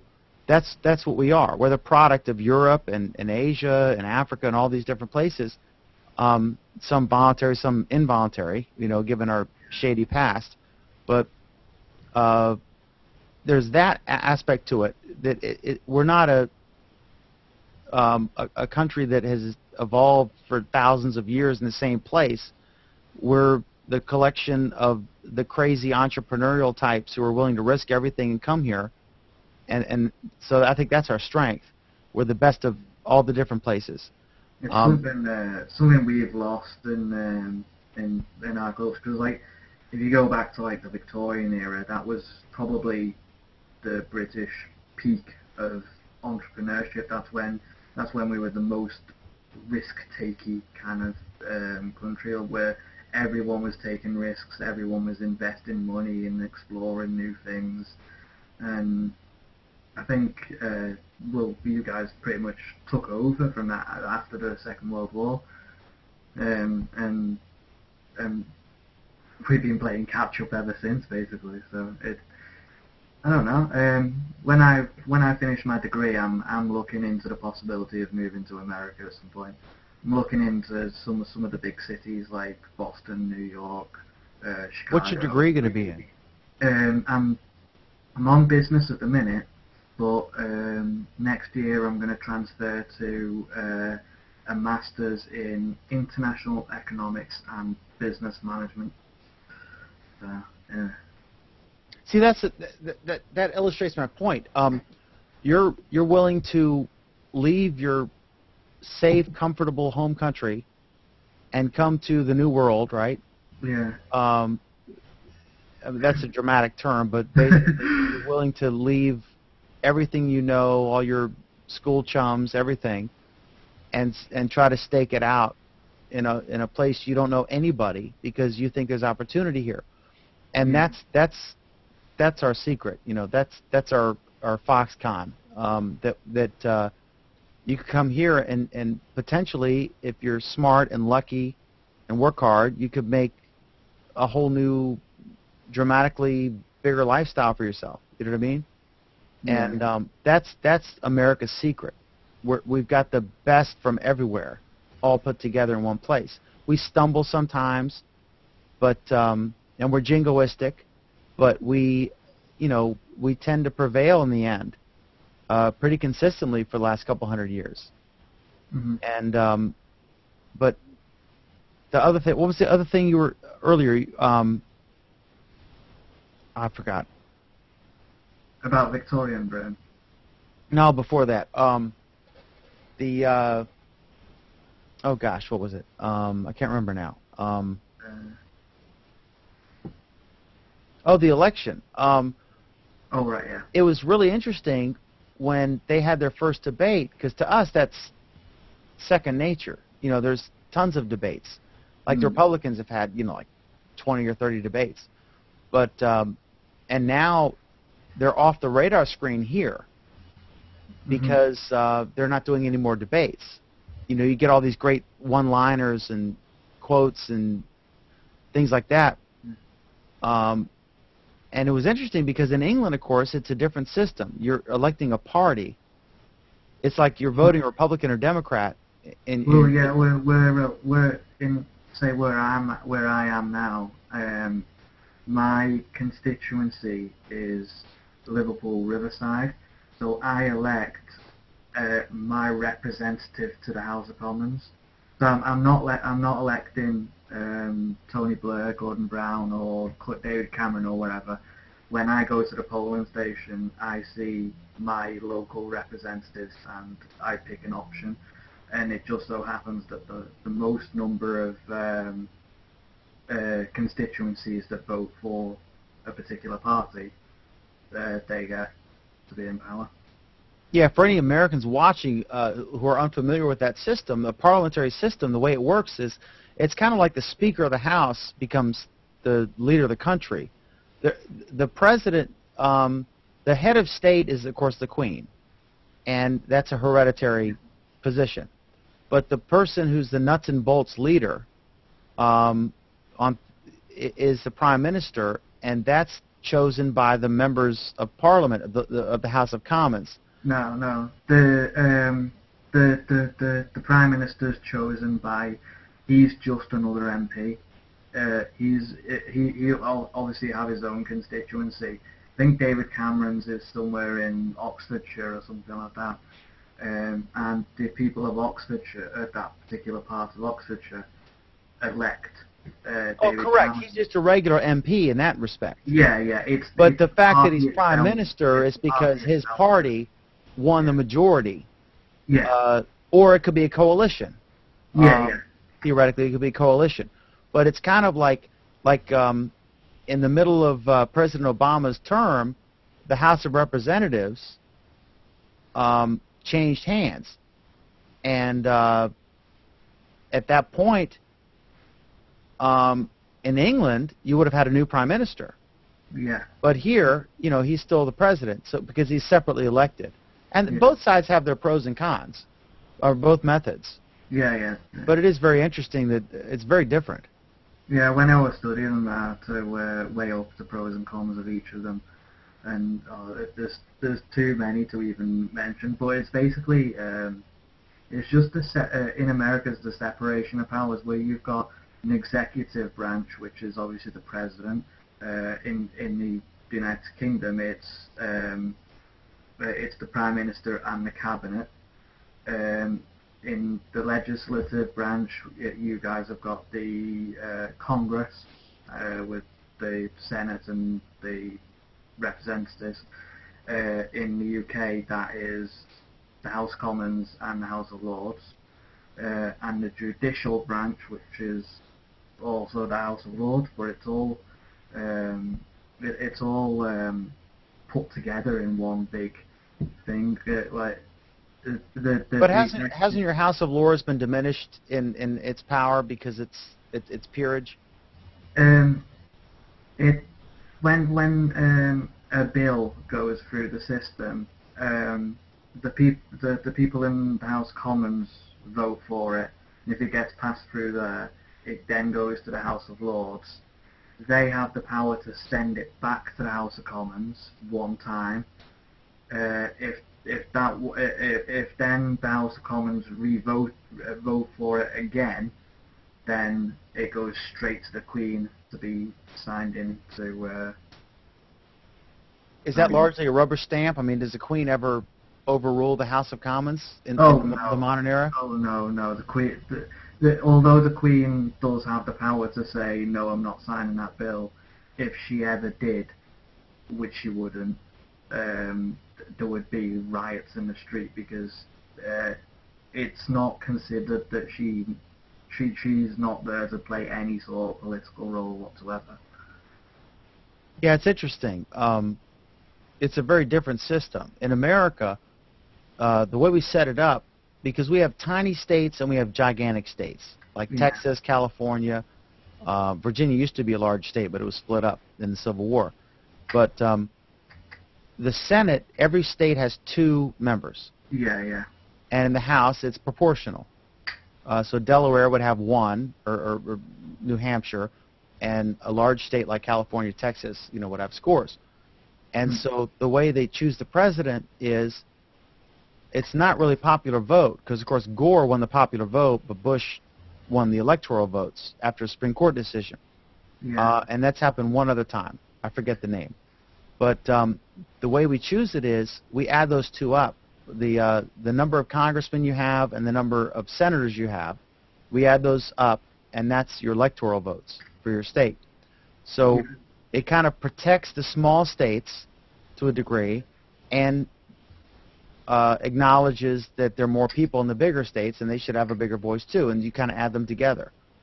So in order to pass a bill, you have to have the House pass it, and then you have to have the Senate pass it, and every state, the tiniest state of Delaware and the largest state of California or Texas, they both have to pass it, and then the president has to agree to it as well.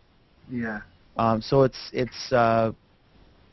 like that sounds it sounds like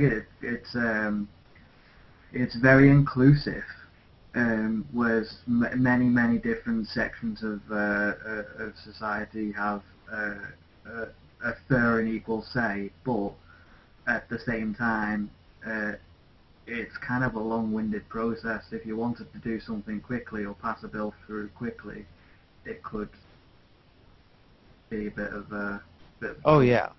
But I think the public is best served when it's not easy to pass the bill quickly, because you could have something to be the flavor of the month.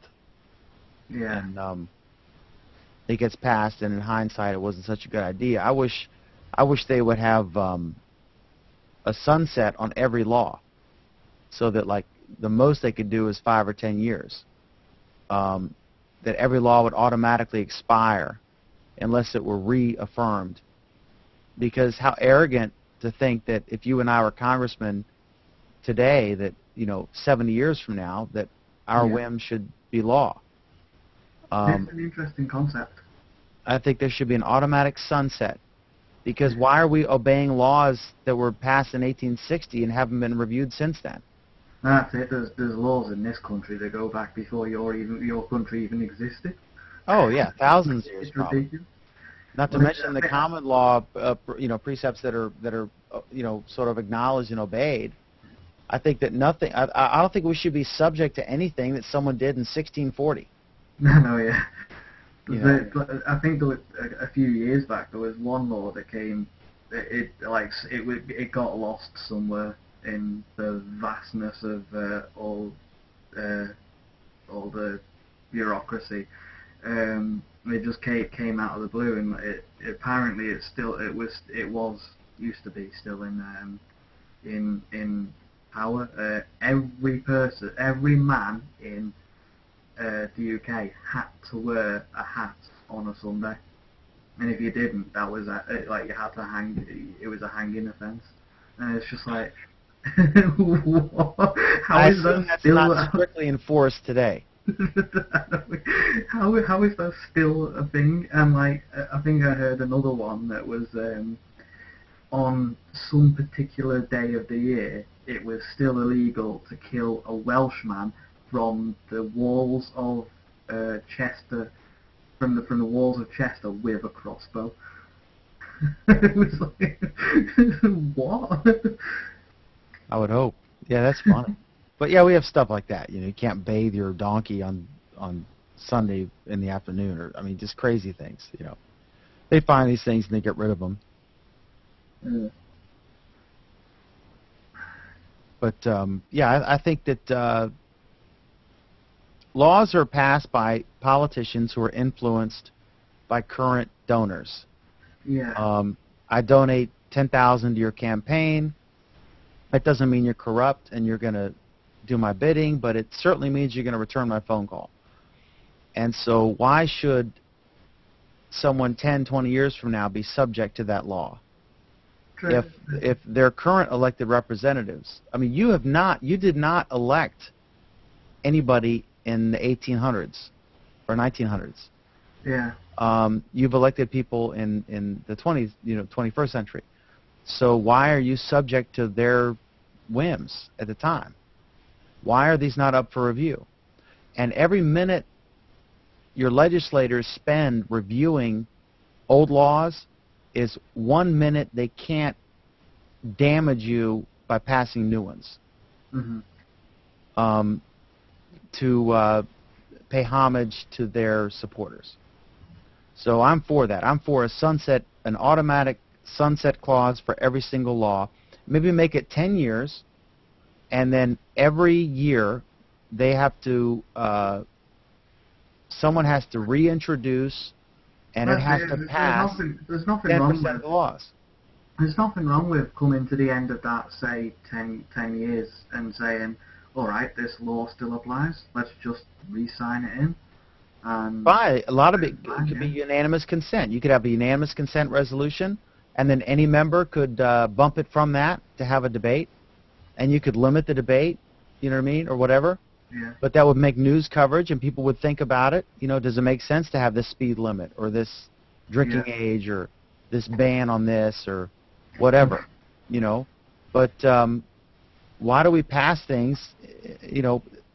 I was a member of a board of trustees for a fraternal organization, and they had a rule in there that said you could not enter into any contract that was longer than that lasted any longer than your term, so that the new board could come in and redo everything. And I just thought that made sense. Yeah. You're currently subject to laws that were passed by a legislature in the 1600s, 1700s, 1800s, right? Exactly, yeah. Because you're an old country, and we're a new country. That's not fair. You didn't elect any of those people. I mean, that's 17 generations back. So it doesn't make any sense. But then we just allow this system to continue. So I think it makes sense. Maybe say a 10-year sunset, and grandfather it in, so it takes some time to implement because they can't review thousands and thousands of laws and get their business done. But maybe say that any law, from this day forward, any laws from 10 years ago or whatever, that every year you have to review 10% of the laws. And someone has to reintroduce them, and they have to pass the new Congress and Senate or Parliament, or they expire. Yeah. And then you'll have a much more responsive government, because some things, we just tolerate. Like the war on drugs. I mean, I don't use any illegal drugs, but there's a big argument about whether it makes sense to treat it as a crime as opposed to treatment. And I watched that versus debate myself as well. I think you mentioned it in your last Google Plus week or the one before it. I don't know. It was really interesting. I love the fact that what's it called? I think it was about 92% of the audience voted that they would decriminalize drugs, which to me it was like an astonishing thing. Like, I didn't think that it was that popular of a opinion. I thought it would have been more like about 40% were supportive of decriminalization. Look at the money you're spending for cops to arrest people and prosecutors to charge them and then house them in prisons, and then they get out and they do it again, they come back. It doesn't work. We've been doing this for decades. It doesn't work. If some hippie goes in the woods and smokes a joint, who cares? It's no different than a politician having a beer after the session. But if you're shooting heroin and you're pregnant, I got a big problem with that. Yeah. Because that's not a victimless crime. But if you want to go and you want to smoke a joint, who cares? I don't care. I mean, I don't. But like, if you want to do that, I don't want to sit there. It's not my. Who am I to judge you? Exactly. You're not hurting anybody else. You're hurting yourself, potentially. But who cares? It's not worth my time any more than if you. I mean, why don't we ban French fries? That kills more people than pot, right? Very true. I've never heard of anyone dying from pot unless they drove, under the influence or something and killed themselves. So we're spending all this money. I just don't care. It's not something I'm willing to invest in.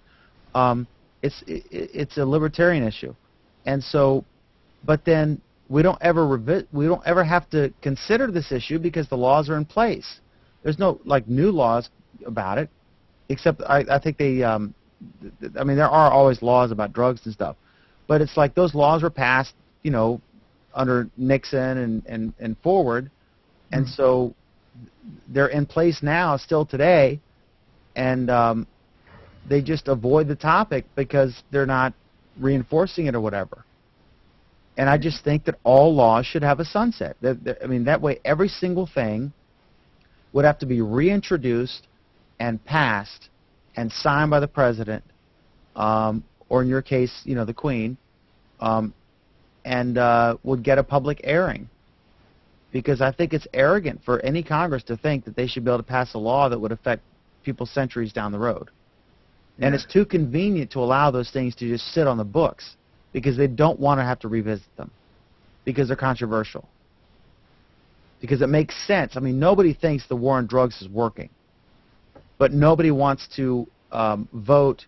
Nobody wants to be forced to vote to decriminalize anything, because they're just there's no gain in that politically. If they regulated the market and what's it called, cannabis was available. You call it marijuana. Was available via licensed outlets where they could monitor all, because a lot of drug dealers cut it with cocaine. Yeah. So it can get really harmful. Like there's loads of chemicals that they can put in and things like that. If it's licensed and regulated by the government, then you know it's going to be the real stuff, the safe stuff. Because we know that pure cannabis is not that harmful. Not in the same way that alcohol or tobacco or other legal substances are harmful. Cannabis is no more dangerous than alcohol. Heroin is. So well, yeah, heroin's when I'm talking about the decriminalization of drugs, I mean the lesser ones like cannabis. Right. I mean, clearly, if someone's going to smoke crack cocaine, they're pregnant. Big deal. Even if they're not pregnant, they shouldn't do that. Exactly. Because that's addictive and whatever. And you can argue the gateway drug thing, but I just think there are too many issues like this that get glossed over because we don't have to revisit them. And we all gripe, we're spending, we're jailing millions and millions of people in our country because of these crimes, and the judges who convict them and the prosecutors who argue against them, and the lawyers and blah, blah, blah, all of them are going to the bar after the proceedings and having alcohol, which is perfectly legal. But the drug of choice of these people they're convicting and jailing is not socially acceptable to them, and so they're getting put in prison when it's no different really than the alcohol being consumed by those who are judging them. Exactly. There are a lot of people who use cannabis safely and responsibly and do not get addicted, just as much as there are people that use cannabis that do get addicted and do go overboard with it. I don't think you can get physically addicted to cannabis. I think you can I know you can get physically addicted to alcohol. Yeah, and alcohol's the same. There's a lot of people that drink alcohol responsibly and use it safely, and there's a lot of people that go overboard with it and use it unwisely. But yeah, I remember there was a debate, and I actually have to go in a sec, but there was a debate with Ron Paul, who's a libertarian who shares my view on this issue. I don't agree with him on everything, but on this I do. And but he carries it even to the extreme, like heroin or something. And someone said, like, would you legalize heroin? And he made the point, even though I don't favor that, but he said, how many of you in the audience, if all of a sudden they legalized heroin, would start using heroin?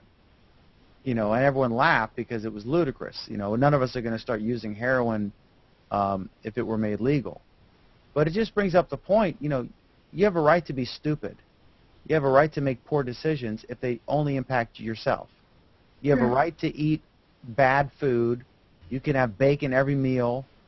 No one questions that. I mean, I can sit there and say, like, gee, you've gained 200 pounds in the last 10 years. Maybe you should ease up on whatever food. But it's not a criminal offense.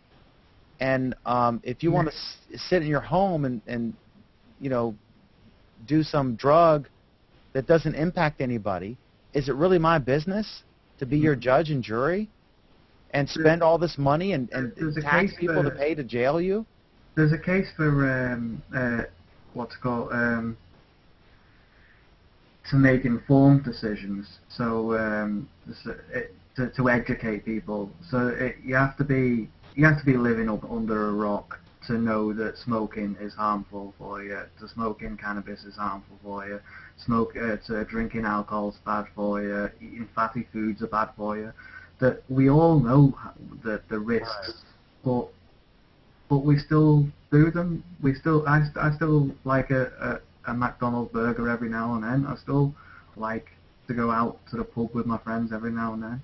Doesn't mean, it doesn't mean. But that's on the approved list.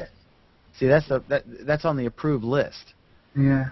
That's the thing. I mean, it's ridiculous. If you sat there today, and if someone introduced alcohol and cannabis together, in two separate things to get approved as a new thing they've just invented, what's the difference? Yeah. Zero. Except alcohol's worse. How many drunk drivers have killed people in the UK in the last year? A lot. Yeah. How many people have died because they were smoking pot? Not 3, many. if any. Yeah. You know, but one's banned and one's not. And it doesn't make any sense. That's what I'm saying. Yeah. I mean, why are we spending all this money on this? You know, I mean, we should discourage it. We should encourage people to live healthy lives, blah, blah, blah. But to criminalize one thing, which but because it's not socially acceptable, it just doesn't make any sense. We're spending all this money, all these cops' hours when they could be investigating, you know, gangs or, you know, legitimate things that impact other people. I want police to investigate and prosecute crimes that have victims. Well, that's not another to thing. prosecute manufactured crimes that are victimless by politicians. That's another thing. By legalizing and regulating some of the lighter drugs and stuff like that, it removes a revenue stream for gang culture. Because most of the gangs get their revenue, their money from selling drugs, and if all those people are now getting the drugs legally from the government, then you're removing their revenue stream. Yeah, there's a revenues. Yeah, the revenue thing. I mean, there's no motive. There's no bootlegging now because you can sell booze. Yeah. You know, I mean, there's very few stills operating in the UK probably, and very few in America, except for novelty purposes. I mean, some people can still buy moonshine. I hear about it, but it's not a big deal because there's no money in it. You can go to the ABC store and buy corn liquor or whatever. But Yeah. The government should not define a crime unless there's a victim. I can't rob myself, you know. I can rob you, but I can't rob myself. Yeah. But anyway, I got to roll out. All right. Have a good night. As Anyway. always. Yeah. You too. Have a good night. All right, you too. Have a good one.